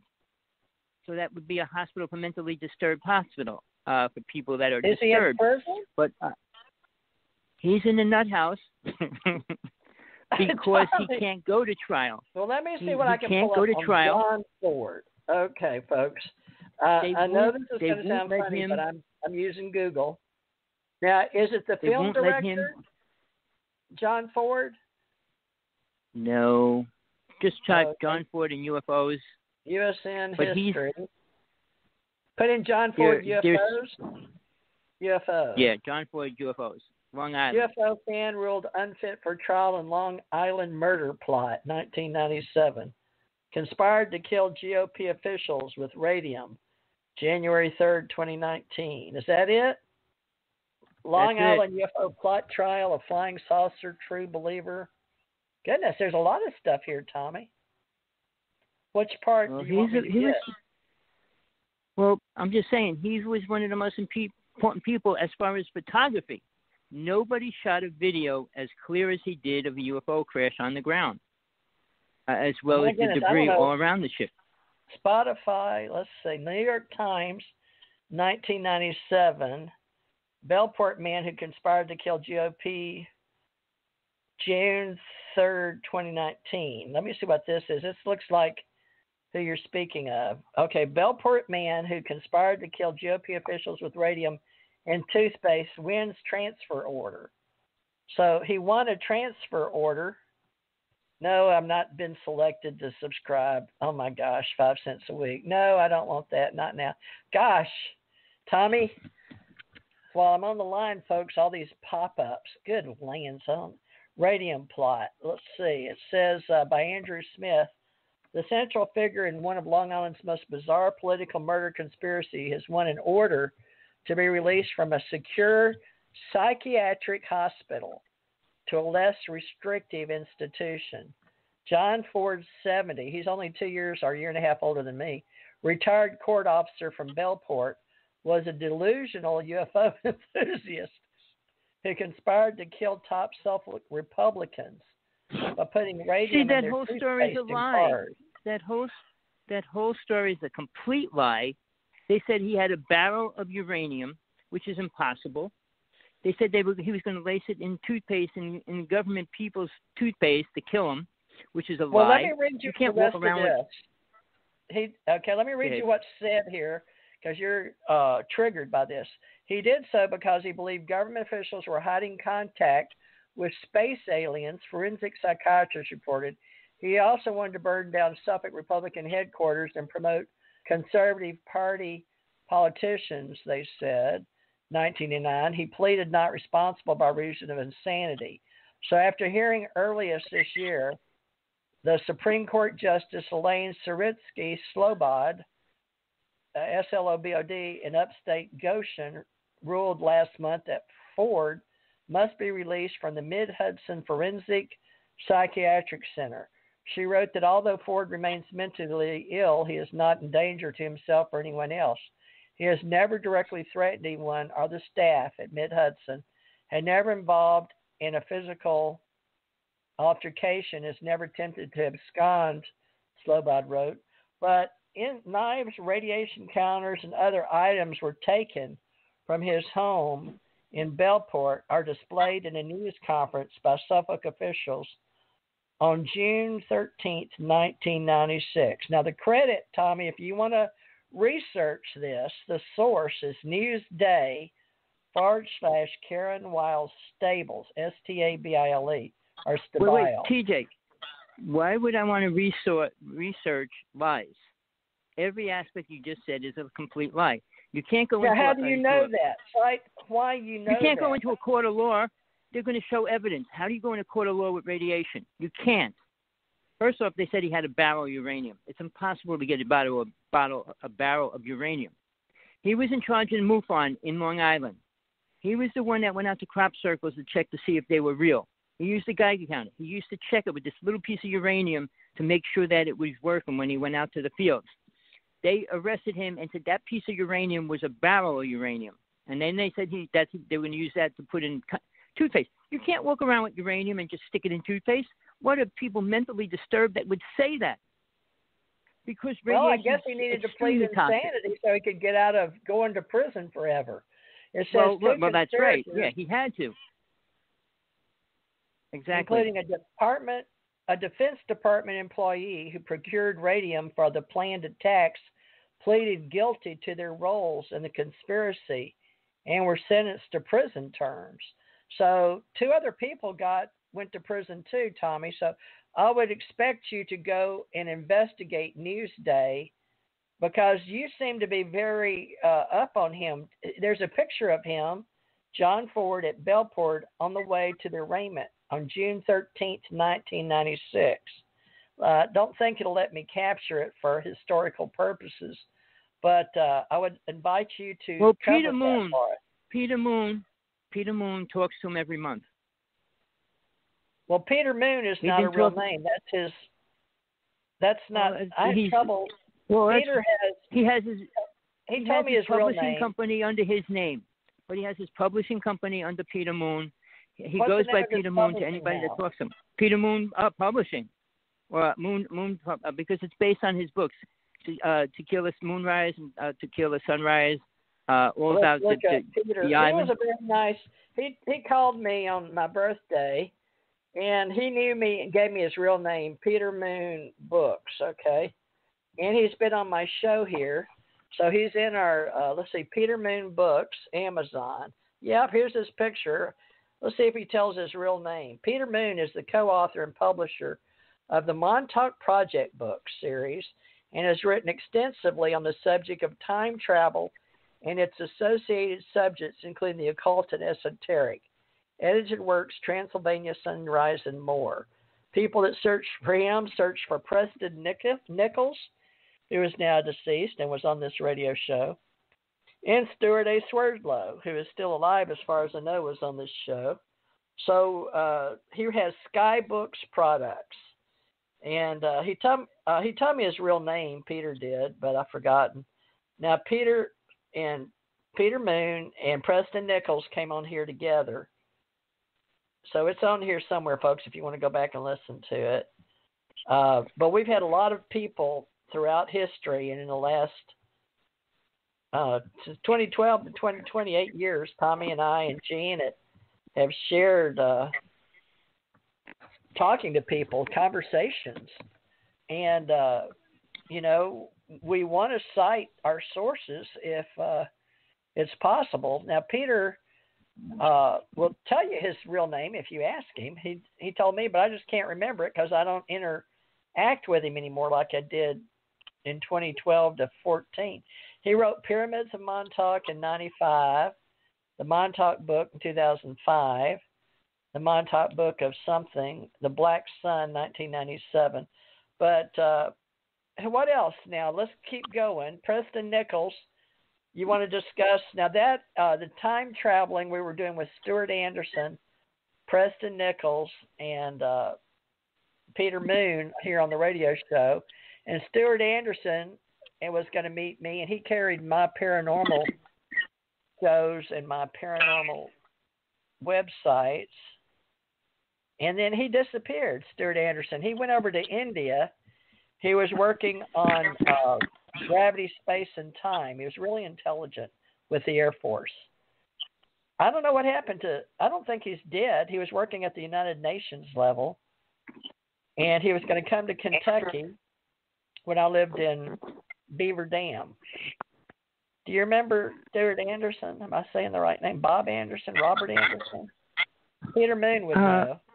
We should have Peter back on. Well, I just kind of stopped talking to Peter Moon. I stopped talking to Robert Morningstar. I don't like people that I can't agree with at any level. It's hard for me to talk to somebody that I feel is talking out of left field because basically when Peter Moon was putting out all his books and he was with Nick, I was friends with part of the Montauk Project, Al Bielik. Al Bielik is the one that went back in time. Peter Moon wasn't involved. Al Bielik had data, and he collected information. And I think, let me look. Now, he was in Tennessee, was he not? Let me look I don't remember all my investigations. Hold on. B-I-E. Now, I know that he was involved. He came on our radio show, didn't he? Or did he? Philadelphia Experiment, right? No, yeah, but he died. He died too. Okay, so it wasn't Al that came on then, Al Bielik, but it was Preston Nichols and Peter Moon. He was still alive. You can confirm that you weren't on the show. It was Janet. Janet brought them, and I talked to Peter about coming on and bringing on Preston, and Janet wanted to be on the show. Al Bielik speaking on the Philadelphia Experiment, alleged military experiment supposed to supposed to, allegedly, to have been carried out by the U.S. Navy at the Philadelphia Naval Shipyard in Philadelphia, Pennsylvania, United States of America, around October 28, 1943. So, folks, we do cover time travel now with time, space, and gravity, but from a more educated, down-to-earth, but we can look for disambiguations, as we say in Wikipedia, on the Philadelphia experiment. But the story of time travel we're looking at is possible now that we know universes and other universes exist. But Al Bielek claimed to be a time traveler who went back in time as part of a secret government project, and he began sharing his predictions of the world. During World War II, it was rumored that the American government might have been conducting sketchy experiments as part of a war effort under the radar. And so the tests were called USS Eldridge. And there has been movies made as the Philadelphia experiment. So television gets hold of some of these stories and makes some great videos or movies, and then they become part of our ACE Folklife history, travel and transportation. But the secrets and the cover-ups happened during the experiment that was left a mystery, because some people say they were testing out microwaves back then before we had microwave radar that we know about. And since he was born, Al Bielek, he was born in 1927. But later on, he meets a brother of his father, and there was a movie about his. It says, as Al went through life, he was known as the walking encyclopedia, classmates said, because he didn't really understand why his brain was able to retain so much information. He didn't know what he learned a lot of. On the 60th birthday, the clues started coming together, and he began understanding. So in 1988, Bielek was watching a science fiction movie, The Philadelphia Experiment, and the film was based on a true story. So the movie didn't seem comprehensible to anyone other than Al. During the movie, he got a chilling and unsettling feeling that his body had seen all of this before, an undetectable ship. And so the film, The Philadelphia Experiment, portrays the government experiment dating back to World War II. So it made good movie. The U.S. Navy was trying to figure out a way to make their ship be completely invisible to radar transmissions, so the governments wouldn't detect them. But anyway, there's a government experiment. Whether it went wrong or not, the device was activated October 28, 1943, at the Philadelphia Naval Yard. Now, there's conspiracy theory, and there's other people that say they were really trying to make something disappear, that we're 100 years at all time of our light and of our radar, and using infrared, microwave, and radio, and every kind of wave you can imagine. So they say that the ship completely vanished, but there's a movie about it, the USS Eldridge Tragedy and the Philadelphia Experiment, if you want to read it. Tommy, what else can we put on the beginning of this first radio show for 2012? History by the day, pop culture, I guess. We've got human stories we're going to cover. Well, here's the thing. You mentioned somebody else besides Ford. Who else? Bell. Fred Bell. Why don't you put Bell in this part? Because you knew of him too. What's his name? Well, I'll look see, all this. Let me just say this: people out there, you can believe all the stories. Like that whole story written about the Philadelphia experiment is all twisted as well. Al Bielek went back in time. He was the one that was on the ship when it disappeared. That ship came back every 20 years, went back and forth in time, and that's when Cameron was supposed to get on the ship with him. And when it came back, it was 20 years later. And when right before he died, when I was still friends with him, they offered him $4 million to go back in time to kill somebody. Because when they went, this is the truth. This is from his words. Whether you want to believe it or not is your choice. He said they offered him $4 million to go back in time to kill somebody. Because when it first happened, somebody was killed, and it changed the government system. One person dying in a family changes the whole history of that family. So he was supposed to go back and kill somebody before that person so that that family would be here in the present. Took it, but when I saw him 6 months later, he looked about 20 years younger. All right? He looked ancient when I met him. when I was talking to him. And the next time I saw him, after he told us that, he looked so much younger. So I'm not sure, but he died rather not too much later. He told me after a certain date, they can kill him. During that date, the date was, you could check it online, the whole East Coast from Canada down to Florida had a blackout. They never, ever talked about what it was, ever. From the top to the bottom was a complete blackout. That was the day the Montauk Project came back on a cycle. And that's why Sargel and I went up to the vortex where Tesla created the invention, just so you know, where that work was being done. All right, it's a cycle. Now, that ripped a hole in the vortex, which opened up the UFO world. It opened up the demonism and every creature coming into this planet greatly more than it ever was. The government has been spending the past 50 years trying to close it. This is inside stuff. I can tell you because I worked up there. I saw multiple creatures, entities, you name it. We saw it. We filmed it.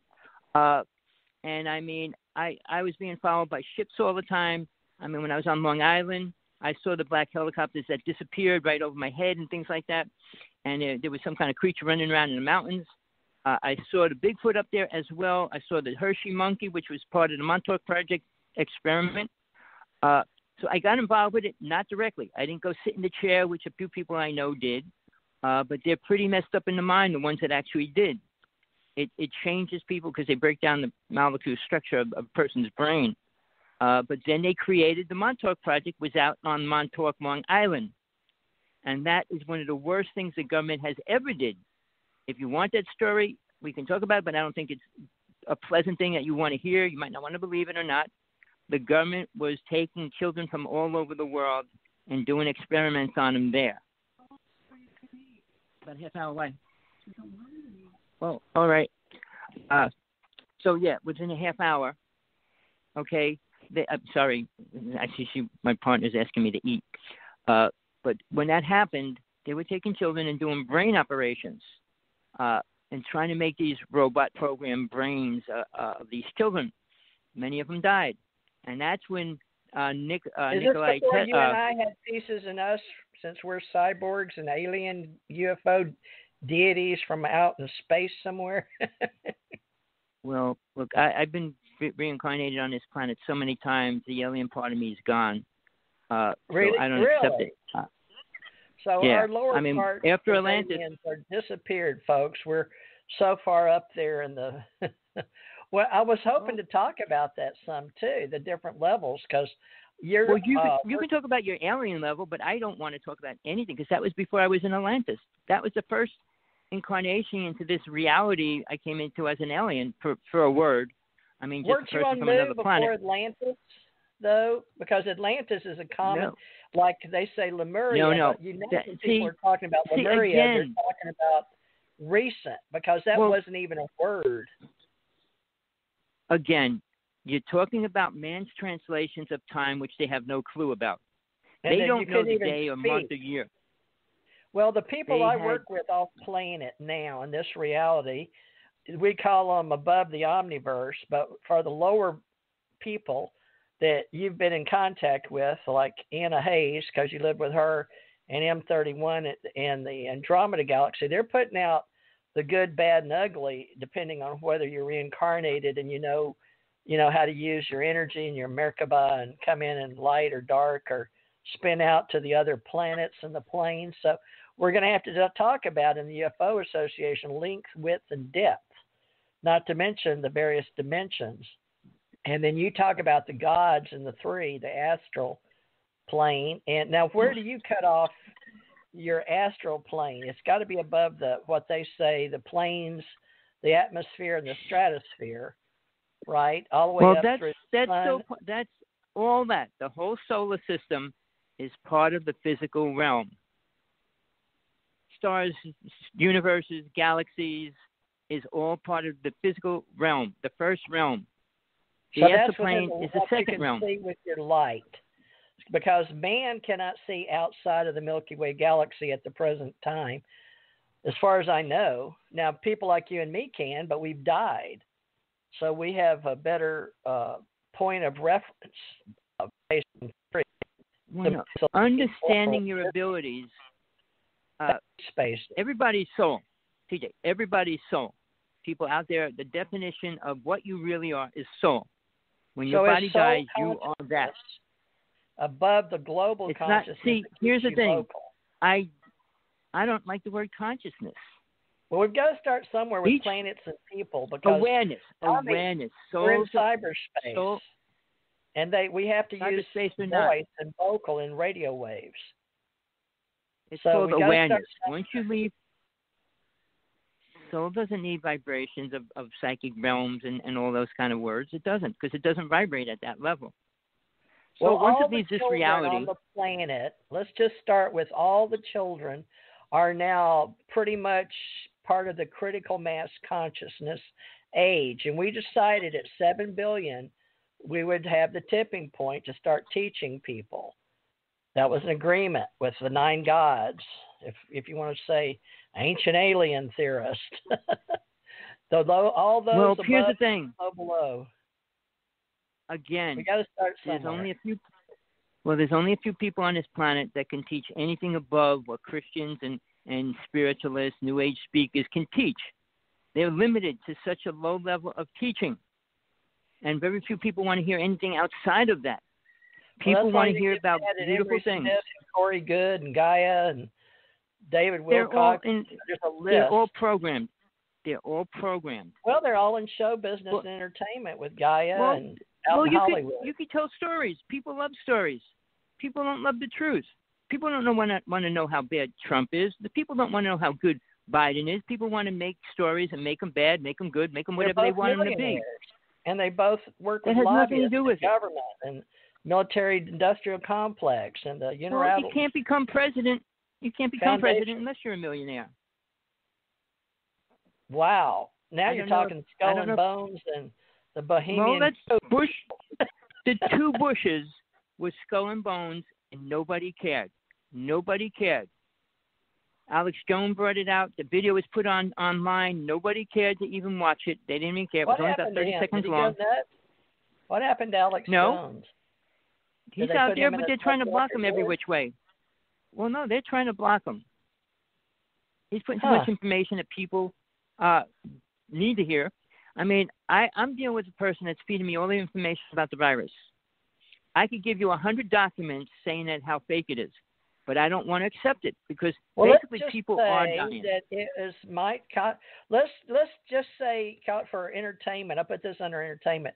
Allegedly, that some people believe that people 5 years ago that knew of Africa and all the goodwill that Mr. Gates and his wife were doing, that they wanted to make sure that we could cure all the SARS, maybe flus, maybe even what my brother died of, AIDS, which would be a wonderful thing.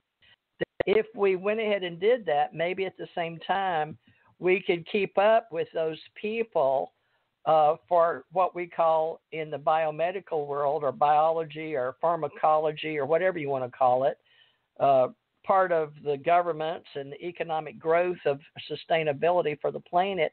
Each human would become part of a class which we call, my daughter was in 4 of them. Very rare does anyone get to be in one, but they're like labs. What do you call them, Tommy? I forgot. Where the people are all part of a study, and it would be like with even the epidemic we have now. We know pandemics roll around every few hundred or 1,000 years. And we completely... A lab rat? Well, basically a lab rat. That's what my daughter called herself. But you can look into it, Tommy. But it's under integrative medicine, and when we're trials, they go into trials. That's what they're called, trials. So I believe that there is, I'll just call it a conspiracy theory for lack of, for entertainment purposes, we'll say that a lot of people did wonder if it got out of control in people carrying it from other countries into our country. So that is an allegation. It's non-provable at this point, but there is a woman from China that said she could prove certain things and asked for asylum or whatever you call it from one country to the next. That China won't come get her from America. Well, wasn't it the president or whatever he's called, his wife, that said she was abducted? And she was talking about aliens and stuff, and it was pretty hard to cover that up because when somebody that famous is talking about it, like You're not everybody talking gets about to hear President Trump, his wife, are you? No, in China. Oh, in China, China? yeah. Oh, yeah, that's true. The woman that came out about it. Yeah.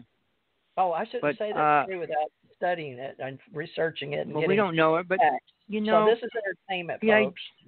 We're not going to say we're news. The idea today, we're just we can't prove. Trying to prove anybody's real is even a hard thing on this planet real. Anybody in history. I mean, when people say this, that, and the other thing, and base it on a time frame. Whether it was on fake news or not, folks, this is why we're starting to be trusted. Like Tommy and I, even though we've never met, I have to trust because we're starting with the whole concurrence of redoing cyberspace, and then the internet highway is being splintered because China and Russia won't play with us in cyberspace. And right now we're going to war because one of them shot off a satellite. And we were supposed to know about if they played up there in cyberspace, not in cyberspace. Well, I guess it's above cyberspace. Or maybe it is. No, it would be because they have satellites. So, boy, this is going to get so complicated. We have it's going to be real easy. What? They shoot out a couple of satellites. We're in trouble. The world will be in trouble. Done that. They already shot. No, I'm talking about the main the main ones, the ones that are broadcasting the signal around the planet. They didn't shoot out any major thing because our whole economy would crash. No, I'm saying they shot. They shot another payload out of a satellite that was supposed to be for communication, sort of monitoring America's. One or two of them were sort of getting in our territory, and we asked them to move, and they did. But prior to that, one of them shot a payload out, not towards America, but out in space. So we don't know what the point of destination. Something just shot a beam at the space station 2 weeks ago. A red beam hit it. They don't know where it came from. The same as now the red beam also hit Southern California, but the United States did that one. They're playing with the direct energy weapons, DEW, and they hit the California area and they hit Colorado as well. The two fires were blasted.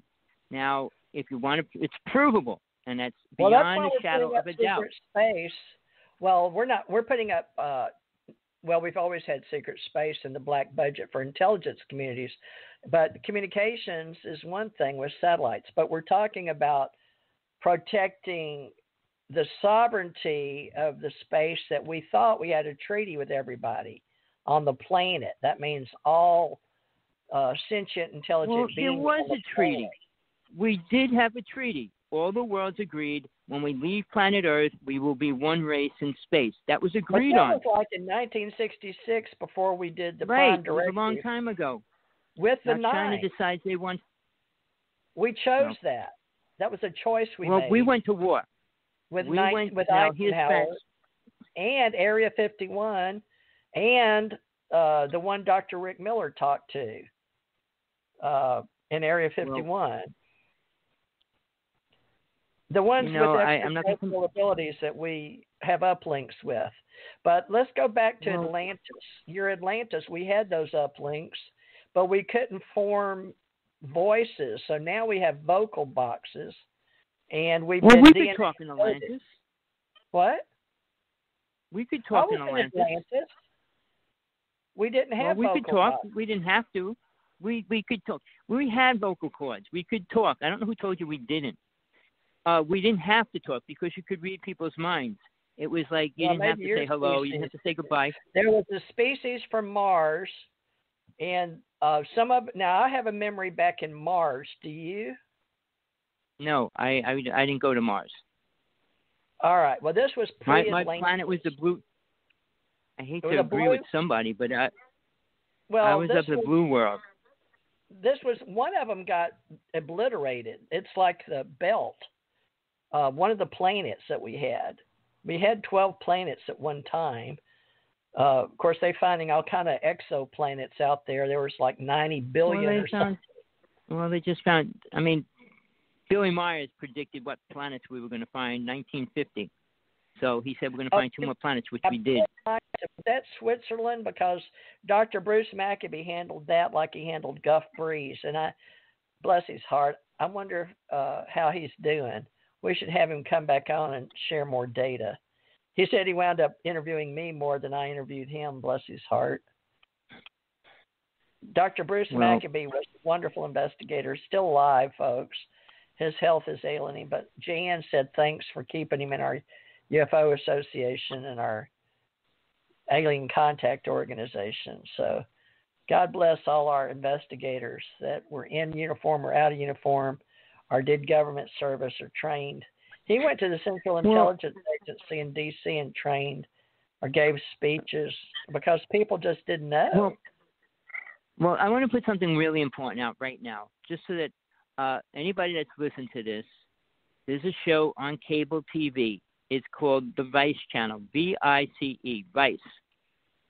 It's the only show on TV, on the internet, that shows you actual facts and details and interviews the people that are involved, murderers, rapists, and drug addicts, you name it. Tommy's not getting paid to say this, by the way. We're not getting paid. I'm not getting paid, we pay for this show. But here's the reason why. I pay for this they were the only people for the show what the government did to the Native people when they were boycotting the pipeline. All right. On top of that, they put, wait, TD, let me finish it. On the 16th, on the Vice Channel, they're doing a complete special on the underground cities in the United States. You're going to have to watch it because most people still think that's a theory, make-believe, and everything else. I've been They're going to go into the facts. Houston, underground They're DC, going to go into the facts about it. Colorado. Why? New They're Mexico. going to go, why? Because, Area 51. they go across the United States. They got bases that go all the way across to other countries. I've been underground even in Spain Spain and Portugal. So I know there's Germany. They had underground where they kept a lot of paintings. Well, don't forget, only after when Behold the Pale Horse came out, when it explained Denver Airport was the home of the New World Order. After that book came out. That was just released again by Norio Hawakawa. Do you know Norio? Well, but basically, no, but He's basically, a real sweet man. That's all UFO. Well, let me just finish what I'm trying to say. Guy. At that time, they had a ground boring machine. It looked like a giant ball with these teeth on it that used to grind a hole in the ground, and that's how they made the tunnels.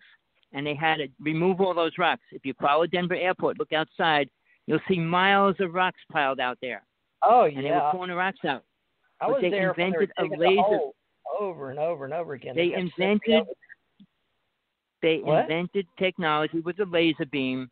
They shoot a completely round tube through any rock, and they make these tunnels. And that's why those subway cars are round. They travel through there at high speeds, but they're completely just the laser hits that and eats the hole through it. So there's no debris. They don't have to bring the rocks back out and mow the rocks and all that. That's no longer. And since they started doing that, they were able to create these super underground cities and tunnels going all across the world and stuff. So the technology is so far beyond people want to believe or even know about, especially what's going on under there and how much money it's costing. Now, when Trump said the space program, we had the space program. They were spending, but the space program's equal to the weapons as well, $5 trillion a year. So when Trump comes out and says, "Oh, we're going to start a space program," well, he was talking, who knows out of what, but well, we I was already in had 85 when we were doing space spa wars or whatever it was. That was we had. I started. I don't know doing how much you know about the actual wars. What? All right. Now I was doing. I don't know how much you know about the wars. The wars we had in space. I'm sorry. We Tommy, had 3 major wars. Major wars? Is that what you're saying? In major wars in space. It's your Jersey accent. Excuse me, my southern accent, my mountain Kentucky, isn't jiving with y'all Jersey Hawaiian. All right. Well, basically, we won the war so far. Are you saying that we've always had space wars and we always will have? I agree. We will, and we won. We won 3 of them. Now, I'm saying this from people that I met that work inside the base in Hawaii, in the big underground base here in Hawaii, said that within 2 years the motherships will be attacking us. They've been shooting down the smaller ships. I saw 2 ships get shot down about 3 or 4 years ago. I watched. Are you getting paid to say this, or do you really know this, or believe this, or can I know this prove for a fact. I saw it. Okay. I met these people. First-hand experience. You're speaking from experience, okay? I saw the ships get blown out of the sky here in Hawaii. So, and I wasn't going to go out. My partner doesn't believe in UFOs, but she goes, check it out. There's something going on out there in the sky. And I said, where? Oh, check it out. So I ran outside, and sure enough, I saw the ship moving, and it just got blasted away. And about a half hour later, another one got blasted away. So this person I was talking to, who has high clearance, who had incredible drones, his drones were chasing the government drones around, seriously. He was arrested. They claimed he was an escapee from Alaska, and he was doing all these things, which was a lie. But they took his drones. They took everything. He had this super really good Geiger counter. We were going to go around Hawaii measuring the radiation because Hawaii is pretty radioactive right now. And I just ordered a Geiger counter. But we was going around. We were going to go around. In your ground over there, because that's what UFOs like to use, thorium out of the. And that's what we're going to start using in America. Right, I know.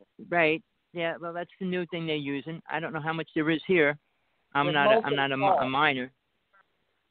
But they won't talk about it. They're not going to release that. Use it, 2 things they're going to release, TJ. Comes out the back. What's going to be above that?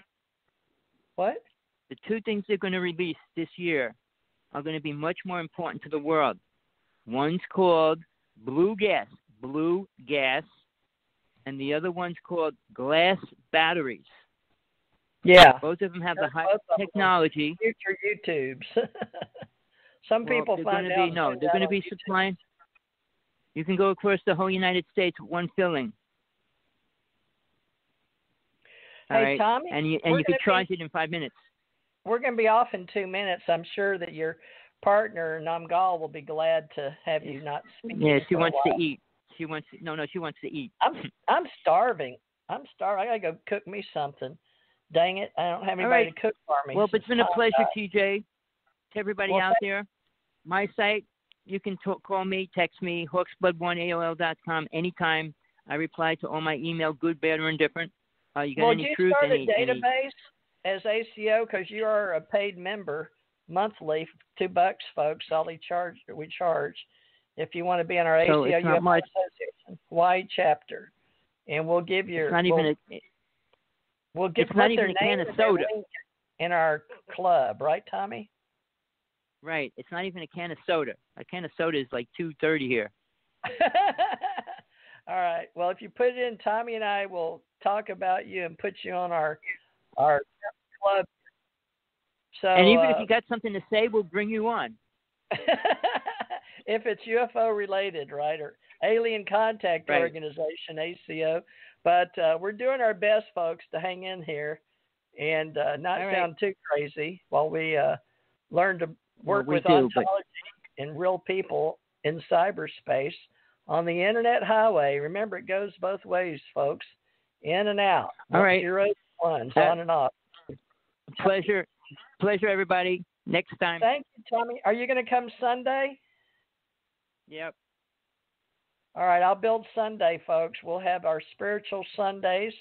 That's our Sunday go-to meeting for those of you that believe alien civilizations exist, and God the Absolute. So we appreciate Tommy Hawksblood. That's Thomas Anthony Sinisi of New Jersey that moved to Hawaii and runs our chapter on the Big Island. And Janet Carolesson runs our chapter, ACO UFO Association, through her home in Wailuku, Hawaii, on Maui. And she had a UFO show tonight. So, Janet, I put a plug in for her in radio with Penny Bradley and others. So, ladies, we hope you will come on our Wednesday shows. I'm going to do Tara, do my higher self for those that like channel super fun type stuff for entertainment. Well, folks, it's been enjoyable. I've really enjoyed it. Didn't have a dog bite tonight. I apologize for the dog barks, but she's been pretty calm with the cat, considering I didn't feed them dinner yet, and it's getting late here, so 9 o'clock here. It's 10 o'clock Eastern. Please remember to stay tuned 7 to 9 on Fridays and Thursdays. I've not confirmed yet with Jeanette, Marciana, Lucas, or Suzanne Flint, Suzanne Wyman Flynn or Rich Flynn for Saturday. So if they call me, Jan Harzan, no, not Jan, Jan Aldrich, Jan Aldrich will be available, and can try to get more intelligence and how we're doing on scanning and databases, and we'll see if the Captain McDonald will be wanting to speak to us anytime soon. If I can get him on the line, I'm hard to get as he is too, but I did put a call into MUFON, and on my phone I had Jan Harzan, and it now Captain McDonald's picture shows up on my phone, so I guess he got the Jan Harzan phone number now. So everybody just keep that in mind. Captain McDonald is now in the head dude in charge for MUFON. So we'll let you know how that progresses with everybody, and meeting in Las Vegas in 2021. And Bob Brown, get in touch with us. We'll be more than happy to support UFO clubs and UFO associations with us. $2, folks, to list your link and event with UFO Association and UAP.Associates. This is Theresa Jeanette Thurman Morris signing off from the Mecca, UFO Mecca, Breeze, Florida. Hope you'll come back and join us. And I am a songwriter, so I'm going to play you a Bluegrass Train from Beaver Dam to New Orleans.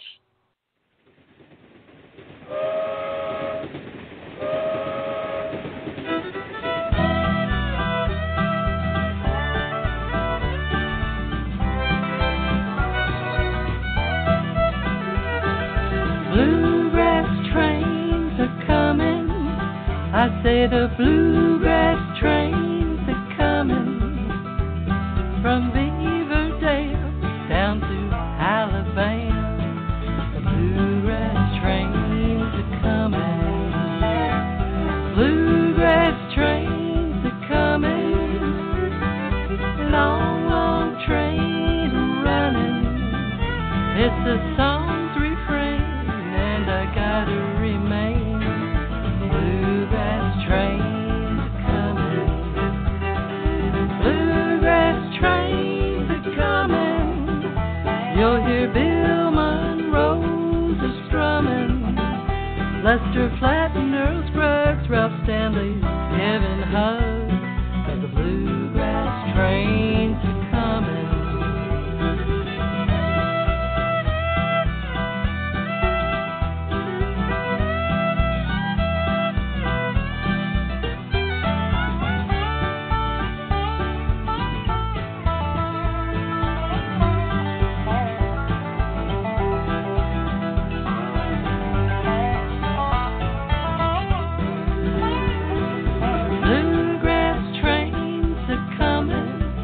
For many years it has been running from the town of Rosine down to New Orleans. The bluegrass trains are coming. See the white clouds a chugging, hear the big, big wheels a humming from the Ohio down to Mexico.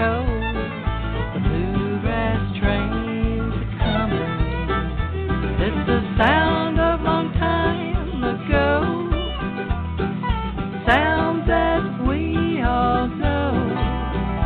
See the engineer, now the legend is